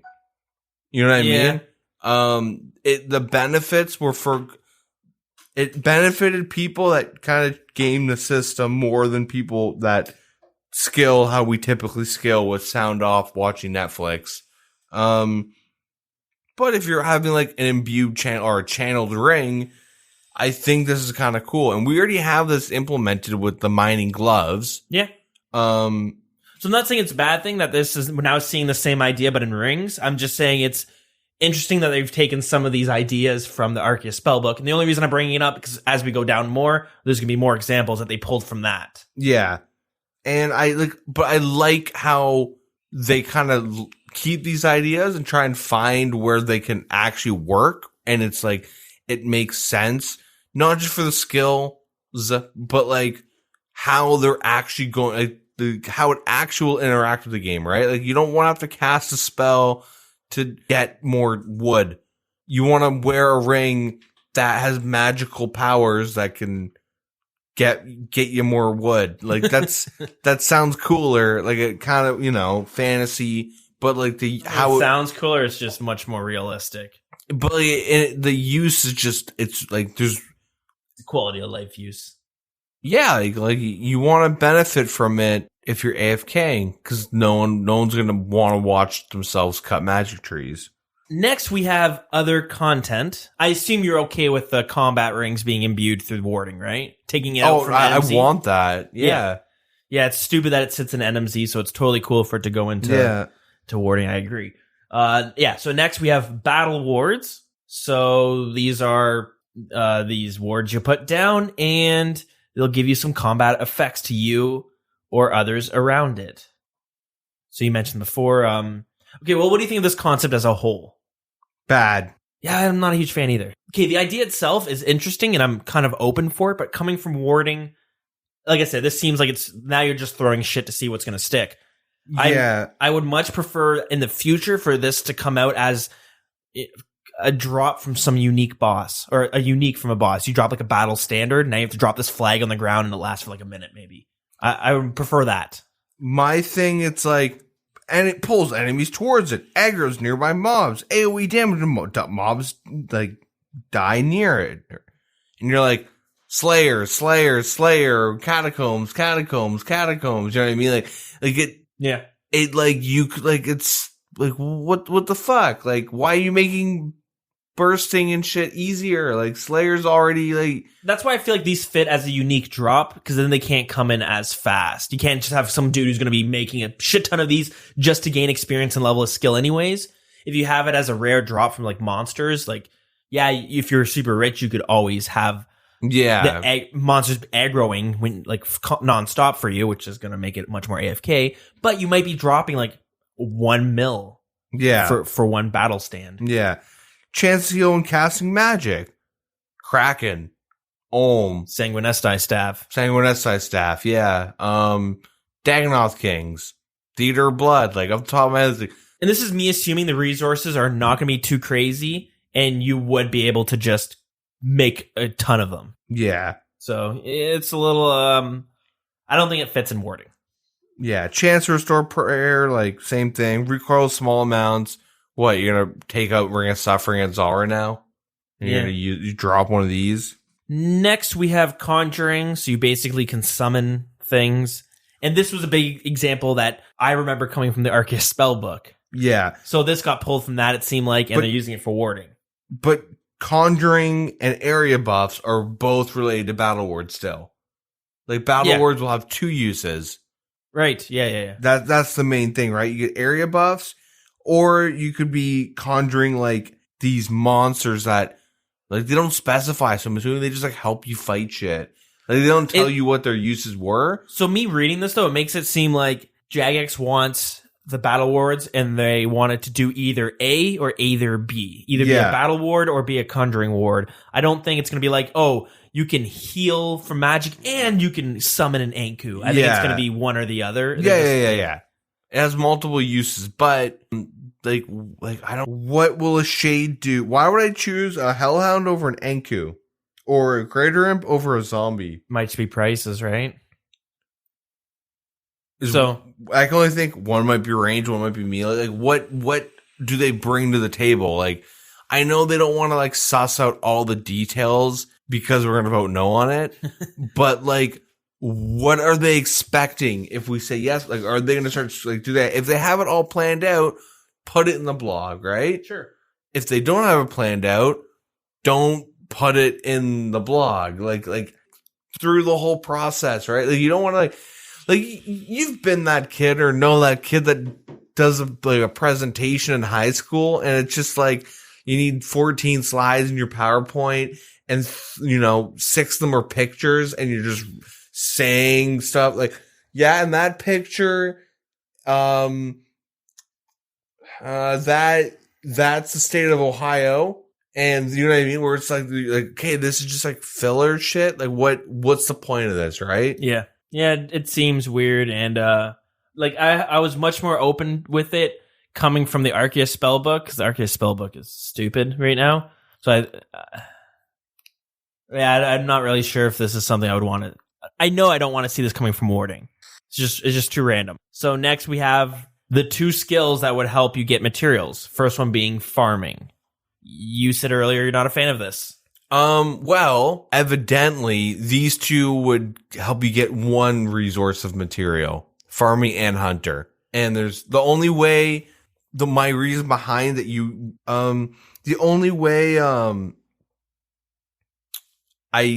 reason why I say this is that if you look at the skill guide, they all require cloth for like armors. Mm-hmm. And then like hides and stuff when you get higher up there.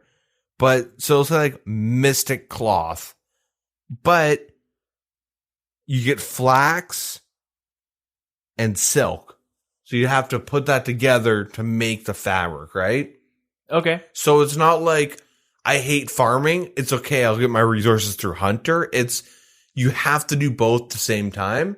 Which, if you're an Iron Man, you can always just go buy them. But yeah, or like when they first come to the game, you have to do it. But in general, you're probably gonna add this to whatever. But the main thing is that getting the resources is locked behind a time gate, which is super weird to have a Bible locked behind a time gate. And a time gate is something that like it promotes or it stunts like your ability to progress in a game just because of the time limit. It's like you're playing your mobile game, you're playing Clash of Clans, and you run out of stamina. That's what farming is. You plant the flax, you have to wait for it to grow. You can't just sit there and flax. I got 10K, move on to hunter. It's plant the flax, go do your hunter, timer goes off, run back, get your flax, go back to hunter. And like, that's how you're going to end up like air quotes efficiently getting your cloth. Most likely just from like the evidence that they show. Through skilling, but they did mention that they would also be dropped from monsters. The lower level ones, yeah. I wouldn't be surprised if they like... Though they said lower level ones. And but sure, I think it's safe to assume that eventually we would get the higher ones from higher monsters or bosses. Maybe, but like they shouldn't say, okay, yeah, oh, you don't like farming? That's okay. You can just go get your like dark flax from Dark Zalra. You know what I mean? Like or that Zalra. Shouldn't be. Well, you get flax from Zalra. That's why I made a shitty joke. Right. But like that, you shouldn't have to PVM for a time gated resource, because why is it time gated then? Why do they have to have an alternative to the flax? But the main thing is like they only say that because they want to ensure that like, hey, we're not taking all flax out of the game. But it's like it's no different than herblore, right? You can either farm it or get them from monsters. Yeah, but like it was originally, it's not like herblore is like, dude, like, so herblore, it's a Bible, but like you're like all you do is you make potions, right? Yeah. So herblore is like an assistant or like it adds flavor to combat. You can boost your stats, raise your prayer level or your current prayer points, whatever. But you don't need it to like train, right? It's like it's a thing that adds assistance. It adds flavor to a part of the game.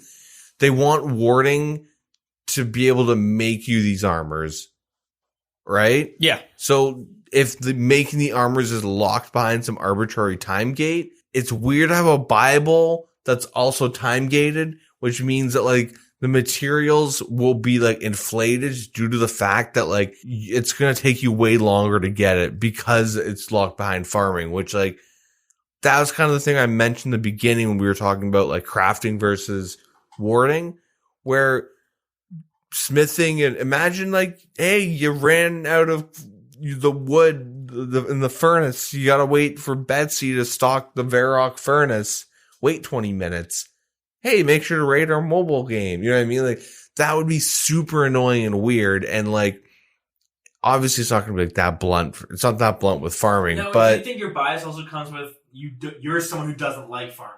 That part of it, do you think as well? It plays a part, but that's not my main issue. Like I don't see an issue with it being time gated, but I also enjoy farming. So I like the idea of having to farm for some more resources. I think that's kind of interesting. I don't mind it, but like the thing is that like it shows that warring is being like pulled, like it's being pulled in so many different directions that like they don't really know what to do with it. Like it's not, there's so many inconsistencies with all these suggestions.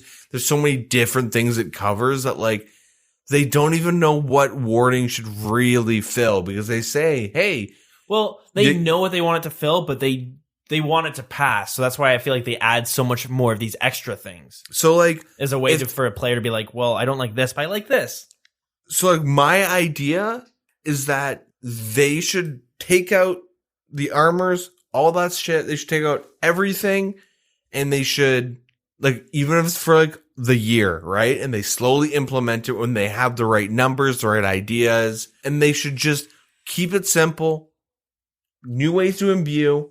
Look, you can get new skilling imbues. It adds flavor to like your AFK skilling. That's the only skill you guys are ever gonna do. Let's be real.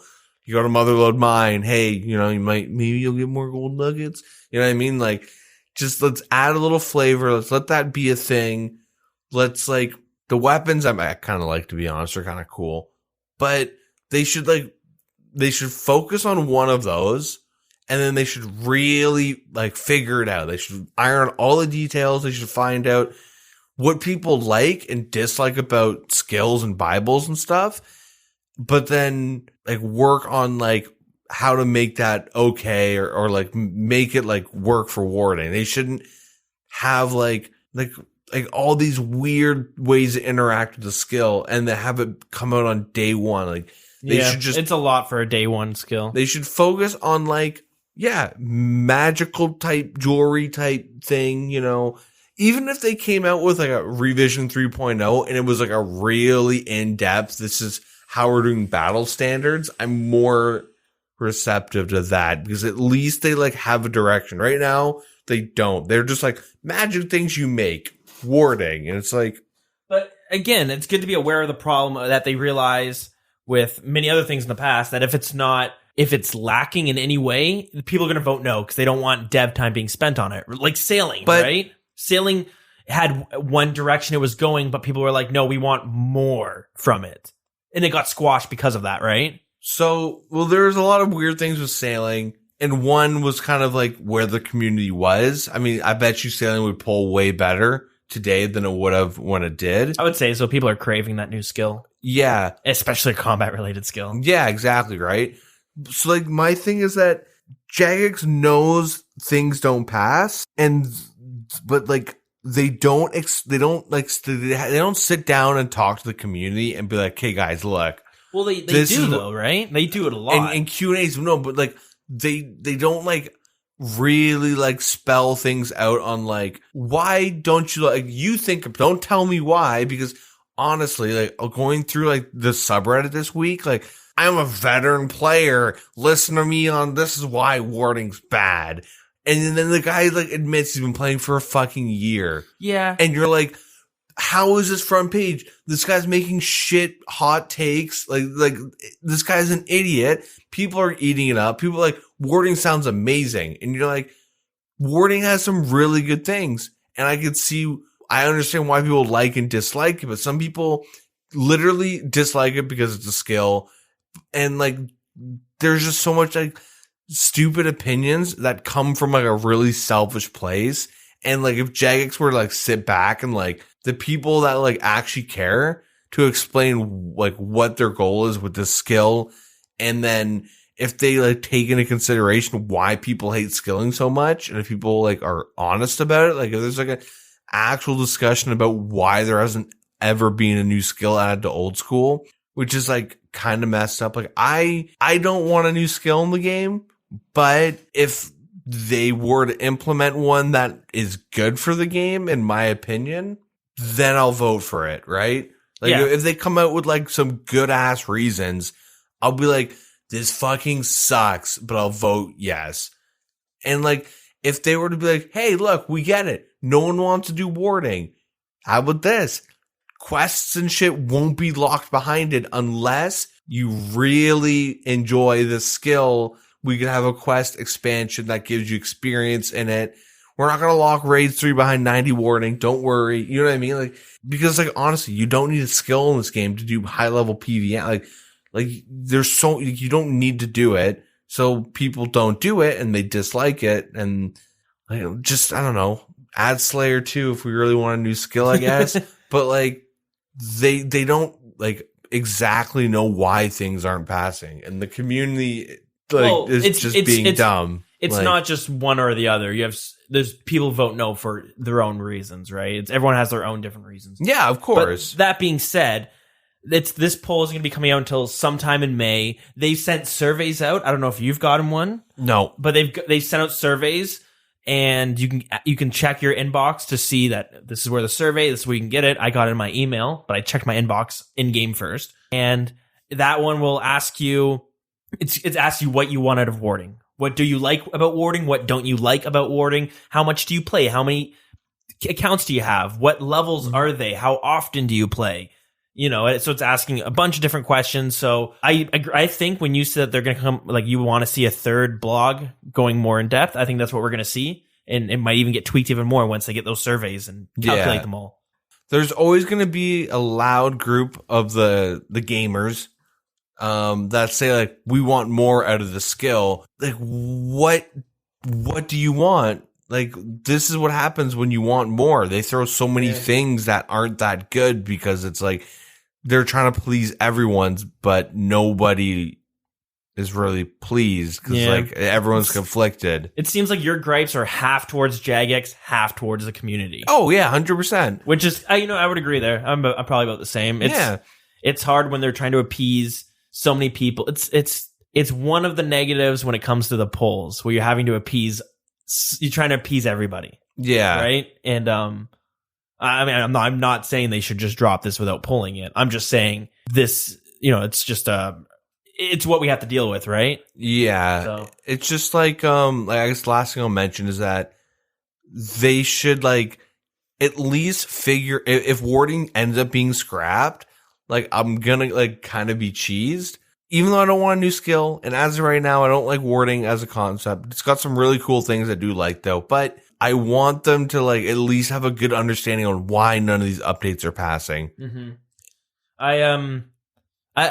I'll agree with you when I'm like, personally, I want a max. So obviously I don't want another skill to train, right? I also, so that's me being selfish. Skill wise, I think warding this dev blog, I don't think is a good representation of what it should be. But I do think there is a spot that this could fill when it comes to tailoring magic gear. Yep. So I think that does fit in the game.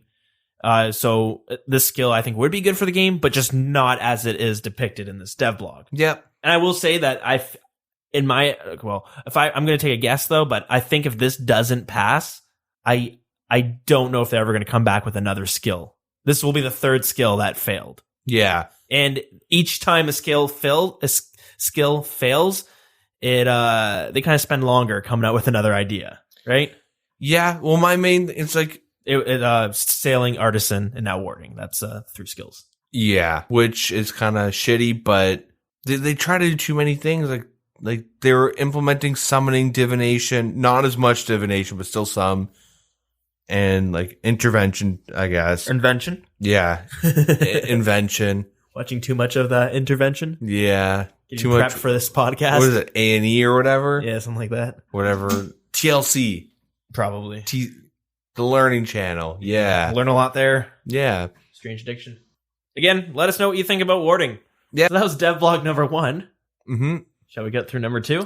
All right. So the first thing we're talking about is a new proposed skill called wading. It's called wading. Yeah. Swimming. Yeah. I think I talked about the podcast.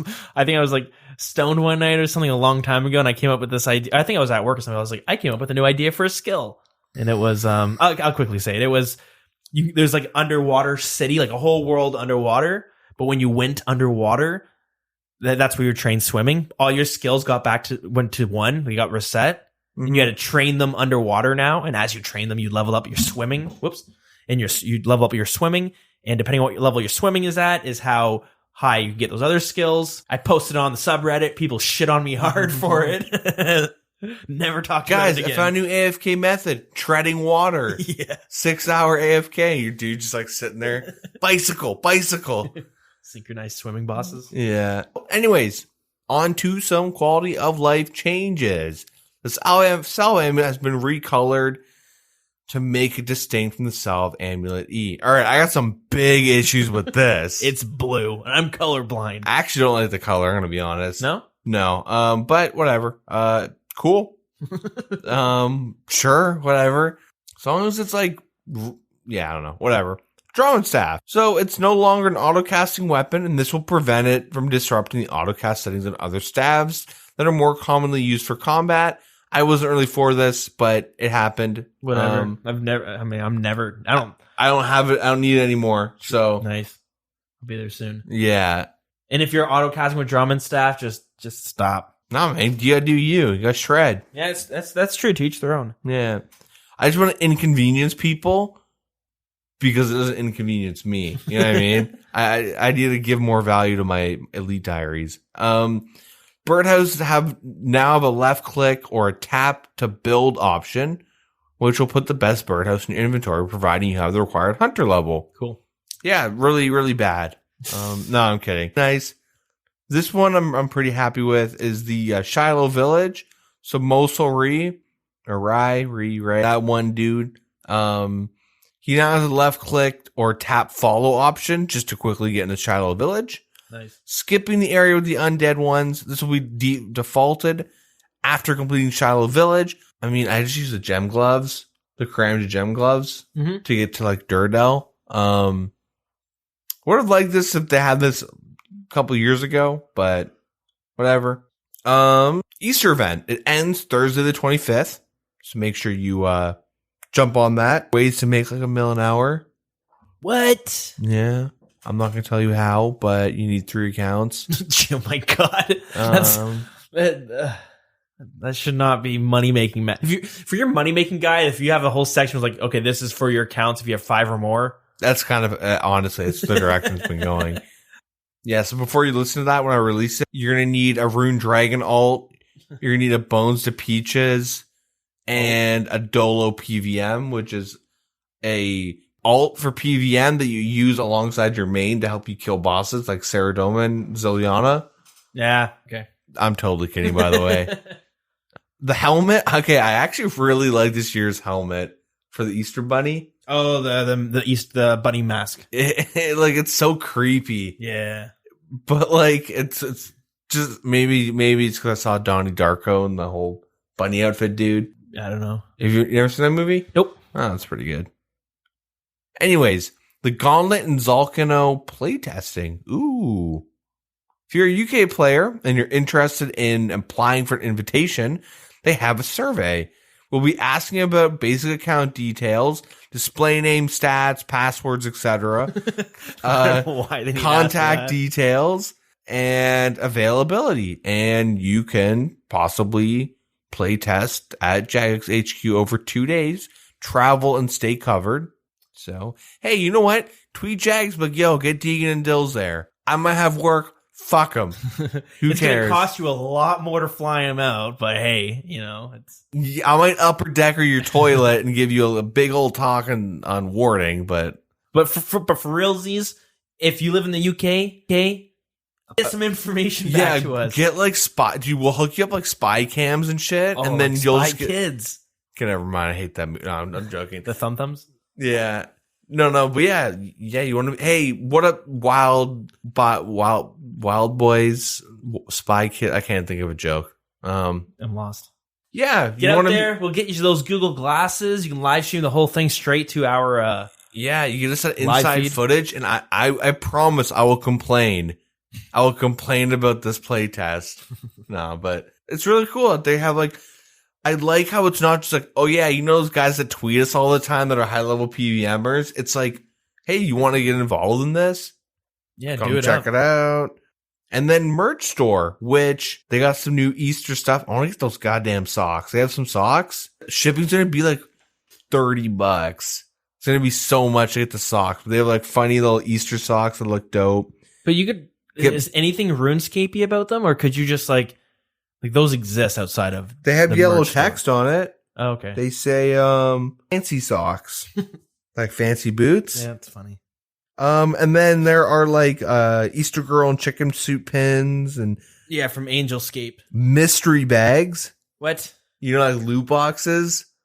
Oh no. Yeah, they will contain a random selection of 3 key rings or pins from the Angelscape range.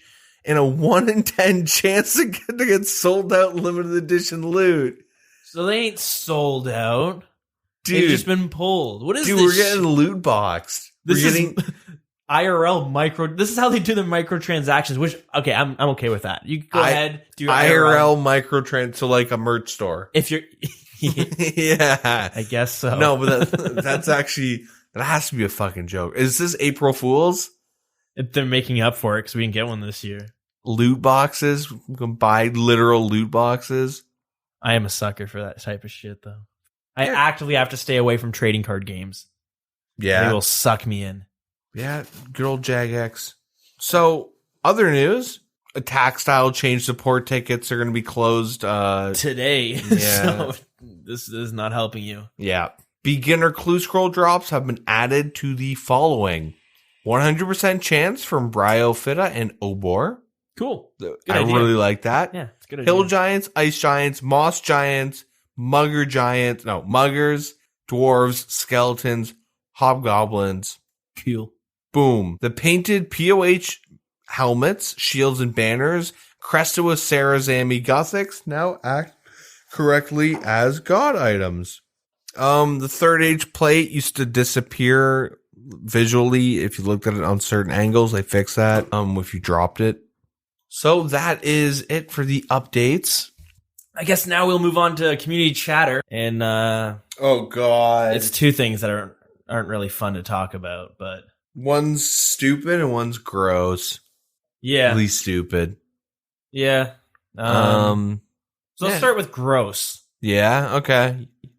So there's a player in the EHP community who was gunning for 100. I think he's going towards 200 mil experience. Yeah, he was going for rank 1 smithing in a day or rank 2 in a day. I think he's just going for 200 mil and then figured he wanted to try to see how much he could get in one day, in one sitting.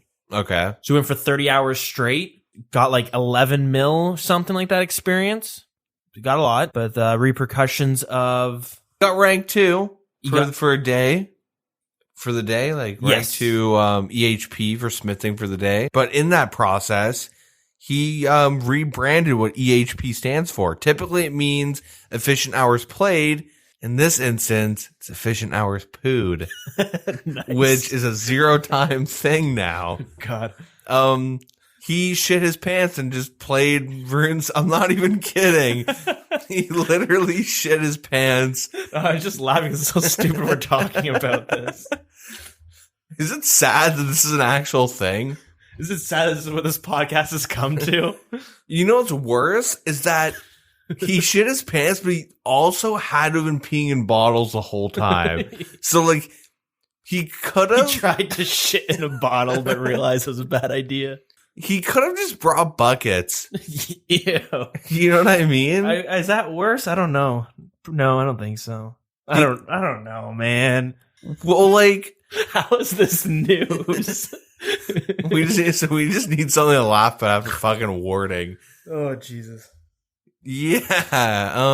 So a lot of people are like kind of chatting about that. Yeah, you showed me a tweet Mod Ash did, right? Yeah, someone tweeted to Mod Ash that he should ban the guy because it's like he's clearly addicted, and Mod Ash said like, "I'm not touching him." Yes, that's good. So number 2 in smithing and number 2 in the pants. So nice. God, we're children. Still laughing at poop jokes. But God, that's a thing now. As much as I want to say to each their own, as long as you're not harming anyone else, but like, I don't know. We have mobile now. Yeah. Like, there's no excuse. This is true. You could, like, literally have it ready to go and, like, log out, log in. Log out, log in. You know what I mean? It could have been, you wasted, like, I guess you can't play as efficiently when you're, like, using mobile and taking dumps, but, like, come on, man. Like, dude, that chair's ruined. Yeah. And the thing is, he was like, he was like, yeah, I shit my pants. So what? You know, he's like, hey guys, did it. It's totally, I mean, everyone's been there where they've, duked in the pants by accident. No. You've never? No, not since like. Not since. So that did happen at some point. When I was like a kid. When you're like a kid in diapers and shit. Yeah, yes. Like. I remember we went to Dominican Republic when we were kids. Wait, I felt like a wet fart. Well, yeah, would that be considered like poopy? Is there substance? Like, yeah, a little spurt, right? Like you like a shot of the paintball kind of, where it's not like a solid, but yeah, it's definitely not just a liquid because it kind of. Anyways, yeah, we were at Dominican Republic on vacation. I was probably like 9 years old. I remember we were on this bus touring somewhere, or maybe we just got off the plane. I can't remember. It was a long bus ride.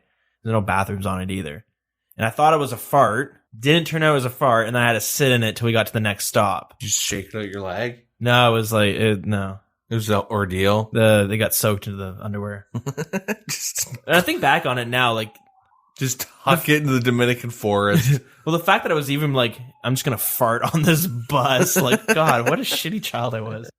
So yeah, don't let your grinds get to that point. So here's the thing. Maybe it's just me, but I've held in Dukes for like 2.5 days. That's my claim to fame. What?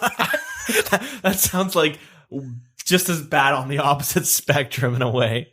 Maybe not just as bad, but I was young, went on like a scout. We were in scouts and we went to like some scout camp thing where like all these scout groups meet up and do stuff like plays and then get your knot badge and all that. Yeah. It was all these things. And the outhouses were so fucking gross, and I didn't want to shit outside because I was young and I just liked only I used to be that person that only go to the bathroom like in my own house. Yeah. I was there for like a weekend, but I had to take a dump on the way up. And then it was like 2.5 days in, or maybe it was like the week, or I don't know, it was a couple days. But it was bad enough that I felt like ill. And I remember I went to bed in the middle of the day and I woke up and like my whole scout squadron like was out doing this like play thing where like everyone just does plays, I guess. I don't know. It was weird. It's like a thing to do at night, sing songs and shit. And I like woke up and I was like, I have to take a dump. Because at this point, like it was like concrete, like cemented. You know what I mean? Like I felt I was gonna puke. Okay, yeah. It was coming out my mouth. Oh, Jesus Christ! And that's how I got over my fear of gross outhouses. And it was a doozy. Yeah. But like, come on, you can't hold over 30 hours. Maybe I just have something wrong with me. Yeah, come on. Do you hold in long enough? It like turns to rock, and then it's Yeah, and then it's like then you need surgery to get it out. Getting it out is a problem. Suddenly you can. But like 30 hours, like unless like the thing is, he made a conscious decision to go for 24 hours, right? Mm-hmm. So if you had to shit, so does that mean he had to shit so badly he was still like, I'm gonna do it anyways. I can ride this out. And then like the last couple hours, he's like, nope. It's like, man, you could have like called a friend or someone. They're like, dude, can you bring over a bucket? I got some house cleaning. I don't have a garbage bin. Does he not have a garbage bin nearby? Like it's like McDonald's, dude. Hit up Uber Eats, and then like or like any food delivery thing, and then just like bring extra bags. Oh, and they bring those big like the paper big ones. Say extra napkins, extra bags. You like, and can you bring it downstairs for me? Yeah, bring it into my room. You might want to leave it outside the room. Yeah, it smells. Yeah, I don't know. Anyways, let's move on to the next one. Yeah, because this is yeah. Anyways, I guess the next part is some unfortunate piece of news. I suppose it's not even really news. I don't even know why we're talking about this either, but may as well. So those Twitch, what do you want to call them? Old school RuneScape highlight channels. Yeah, they've been kind of coming under fire recently with other streamers and YouTubers. Shoot them down. Shoot them, gun them down. They have been. So they've been losing all their monetization from their channels. Good. Makes sense. Fuck them.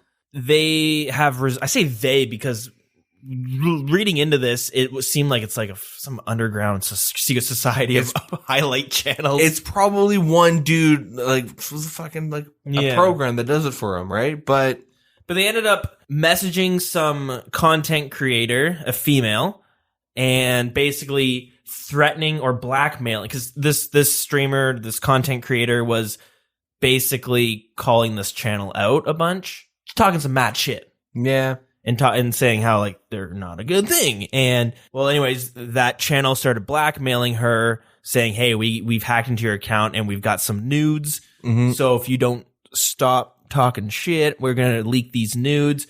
Anyway, she ended up coming around being like, all right, fine, here's a picture of my nipple posted on Twitter, and as a way to kind of like gain power back, right? Yeah, take control of the situation. And yeah, thoughts on the nipple? Looks like mine, less hairy. Yeah, the nipple. Yeah.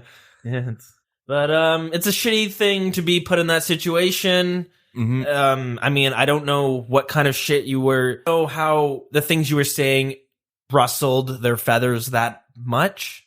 It's just a game, right? It all comes down. This is a fucking game. People are shitting themselves and getting blackmailed. But the streaming channels are getting hit hard. The highlight channels are getting hit hard, and I guess they're panicking. So they're trying to find ways. I don't know.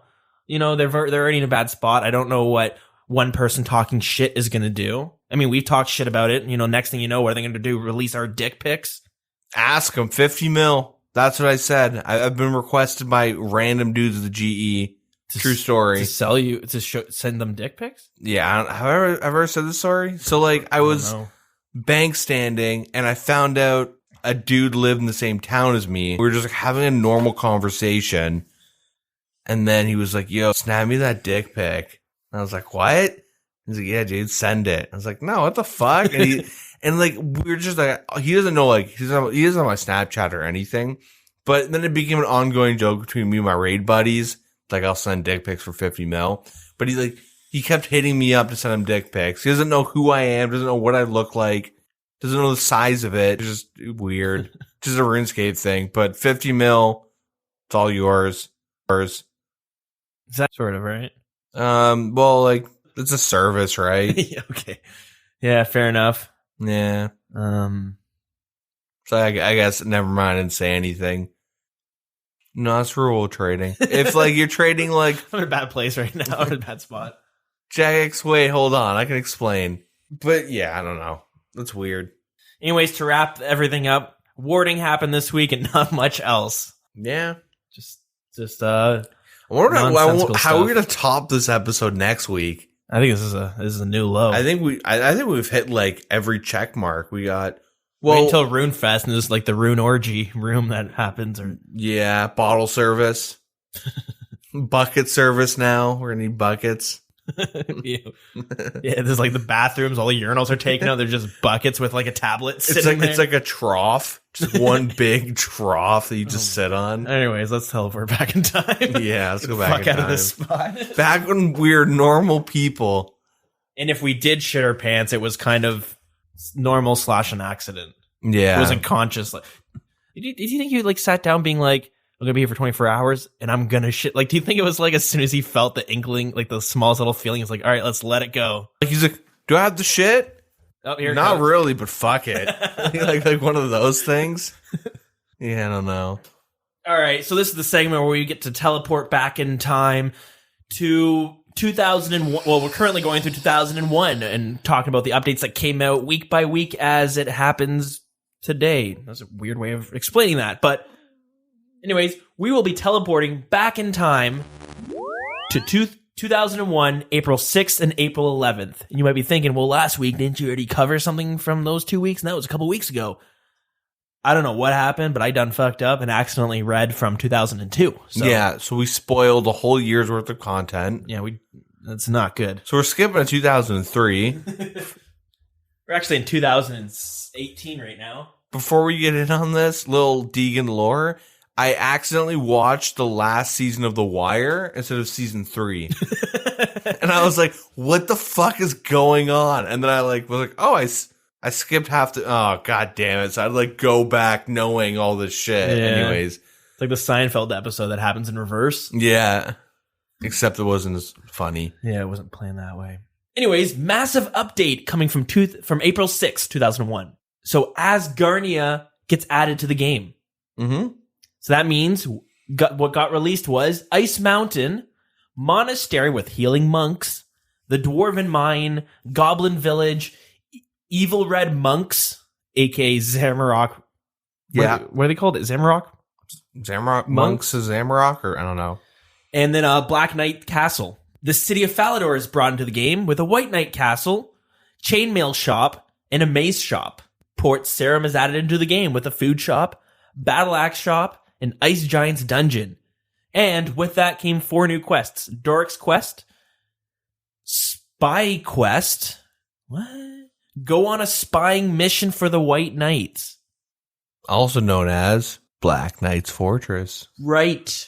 Ooh. Better name. Witch's Potion Quest and the Sword Quest. God, what a shitty name that is. AKA the Night Sword. Man, I've been doing Spy Quest all day. How about you, Red Hunter 222? Man, I'm stuck on Sword Quest. What are you doing? I'm waiting for Shield Quest to come out. And then with that, 5 days later on April 11th, they came out with the map of Asgarnia, where they labeled all the key locations, so you can now find your way around without getting lost. And that's about it for what happened in 2001. So let's spin over to some of that lore.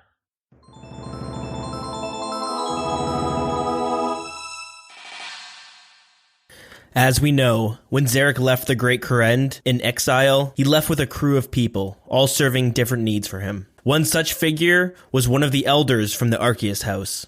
And being raised within the Arceus house, magic was nothing new to him. The people of the Arceus house use magic all their lives, and they use it as a tool. The beings there are able to live much longer than the normal citizens of the Great Kurend. Because this elder had such a talent with magic, Zarek appointed him as the high priest. When Zarek and his caravan of men arrived on Mount Quitamortum, they went to explore the caves. Upon entering, the Arceus elder knew immediately that magic had infused the materials within this cavern. Instantly, they began playing and manipulating with the crystals that held this magic, trying to figure out exactly what it would be capable of. While the Elder was learning what powers lied within these crystals, he failed to notice a tremor run through the mountain.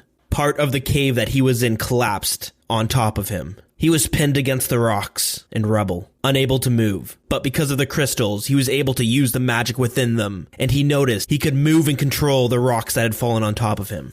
Bits of the crystal ore ran through the rocks that had fallen into him. And because of that, when he used his magic to move the rocks then bound to him, giving him more power. Eventually, when he went to leave the cave, his body resembled nothing of his former self. When the others saw what this Elder now looked like, they feared him. The power that the Arceus Elder now had quickly corrupted him. An example of this is shown in the journal he had kept when describing his role as the High Priest. They were right to be fearful. My power was beyond anything they could comprehend. With a mere thought, I could have collapsed the mountain upon them all, then returned to Kren to claim the kingdom as my own. In fact, that would be fitting. Zarek appointed me as his high priest, but the time of priests is now over. What is a priest? A priest is a conduit between the mundane and the transcendent. Yet the priest remains mundane. A priest is a guide, teaching the plodding folk of this world to look beyond the everyday toil of their labor, elevating their thoughts to seek the divine, yet the priest must plod among them. I am not the priest. I am the god. The Arceus Elder demanded Zarek's loyalty. The Elder threatened Zarek that if he did not recognize him as his lord and master, that the Elder would soon end him. But this would not happen. Zarek brought the Elder into a room full of these crystals, and with the magic of them, Zarek bound the former High Priestess into this room, chained to the crystals. And that is where Zarek left him. And that is the story of how Vasa Nistirio became what he is today. No longer a citizen of the Arceus house, he is now a monster, bound within the caves, as punishment. And now that we're back, we get to skip over to that Grand Exchange. First things first, we have a thing going with Audible right now, so if you like audiobooks, or maybe you like podcasts, hope you like podcasts, or maybe you like physical books, but maybe you don't got time to read them and you want to hear someone else read them to you. Maybe you missed the days when somebody read you a story before bed. Now you can get a professional to do that. You go to audibletrial.com/wild. You get a free month and a free audiobook. audiotrial.com/wild. You can also support the show directly by going to patreon.com/thewildernesspodcast. Our supporter of the week is Jamie Clement. So thank you very much for supporting the show. Summer's here, and I think we both seem to have some big plans for the show. Yeah, we got plans. Maybe not. I don't know Crazy if they're big, but they're plans. Some different things. Yeah, I've been teasing a while now for about these interview podcasts I want to do, and my school is officially wrapped up. I have a lot of free time because I have something in the works for a full-time job, but I won't be hearing about that until near the end of May. So I've been thinking I might put most of my focus on, some RuneScape stuff in the meantime, whether it's streaming or doing these bonus episodes, but I have a lot more time and I want to sit down and actually crack away at doing this. I've spent today kind of redoing my office a little bit. I want to I have all this, Deegan bought me some soundproof foam for Christmas time, but so now I really want to kind of throw it around and make it sound a little bit better and kind of really just focus on making the podcast as good as possible. But anyways, these bonus things would be a fun thing to trickle in with it. And yeah, so with that being said, what do we have going on with the show right now? Well, I have a planned event for the first weekend of May. It's a Jeopardy styled game. It's basically going to be Jeopardy, but old school RuneScape questions. It's going to be the first week of May. So if you're weekend of May, sorry. So if you're interested on doing that, drop your name on the events channel in Discord, or you can send it on Twitter or Facebook. I wouldn't recommend doing it in game because depending on what I'm doing, I might miss it, or I might forget to even put it on the list. If I'm bossing or something and you get me in the middle of a boss, I'll put it down, but I might forget. So the best way to do is Facebook or Twitter or Discord, so it's like always there. It's not just there while I'm logged in. Recommend that. So yeah, it's scheduled for the first week of May, end of May. I keep saying that, unless things change, but I will let you know if anything does change for whatever reason. Dean, you got anything in the works? I have a thing that will be coming out around this time of the episode. So when this episode's released, you'll have a bonus thing. Yeah, before depending, but yeah, like it's all like it's nothing really to get excited for. It's just like warding related. I feel like I covered a lot of it in this episode, actually. You just take the chunk of it. So yeah, if you want to hear it again, but maybe just Deegan's side of it. It's similar, but it's different. Probably more laid out arguments. Yeah, kind of like less suggestions. Yeah, summary. Okay, so good memes. Stay tuned for that one. Yeah, we got the RuneScape radio thing that we have planned. I've done a few test runs, and I wouldn't say it's officially going to put down a schedule, but I would like to do it a fair bit this week. So you'll probably see me posting it in the Discord and whatnot. So if you're interested, check it out. But yeah, let's move it on because we got an email this week, and this one comes from Strosity, and he says, "Just wanted to let you know what kind of AFK fishing you can do with barbarian fishing. We've you and I have talked in the past about like how you're doing barbarian fishing because you want that agility experience. I said that I wasn't necessarily wanting to do it because I want something more AFK. I've been probably going to be doing monkfish. So anyways, Strosity's here just laying out some reasons why maybe I should try something different. Anyways, I'll continue with the email. And he says, I fish outside the Chambers of Zarek while I'm at work. It's pretty busy where I work, but I can usually squeeze in about 130k experience, which gives 11,000 agility experience. All from tapping a spot and dropping a few minutes later over the course of a 12-hour workshop. I don't get a chance to do this very often, but one tap is 1.7k experience with a full inventory. I know you want to make money off monkfish. That was one of my arguments for doing monkfish. But he says here, but here's why I think you should. How much gold would you pay for 10k agility experience lamp? Oh, answer that. Oh, he's got me good. there. Oh, 10k. How much would I pay? Yeah. Yeah, I was going to be like, I'd probably pay about 1 mil, but that's going to be my primarily way of training agility. I don't got that much money. Like 300, 400k? Really, that much? I probably, So okay, this is what you gotta do. You gotta turn agility into a buyable. So how much you willing to spend on crafting experience? GP per XP, right? I have no idea. I kind of do whatever's. See, I'm thinking if it's 0 time, you use like lamp, but like taking that out of consideration and be like 150k, I'd have no problem doing that, and I would be doing it a lot. 300k, I would still do it, but it'd probably be like once I'd just pick one. Do you know how much money that would be to max? It'd be so much money. See, I think you're gonna say something like 60 or 70k. Oh, I'd easily do that. I'm trying to say the max. At what point do I say it's not worth it? I'm not going to buy any of these lamps. 300k, I'd probably still buy the lamps from time to time, just not often. Not as often as I would if they're 150k. Hell yeah. Okay. I'd be going to Zulrah and then with that money going over and buying those lamps to train. Okay. So 150k. Yeah. That's your price. Okay. So that's a good one. I'm going to start throwing that at you now. You got me there. And he says, let this question sit a little and compare how much money you get at monkfish. Just force into a hot take instantly. With how much agility experience you're missing, let alone the slower rates. Another more AFK training method that is more AFK and has faster rates and makes more money is Karam bombs.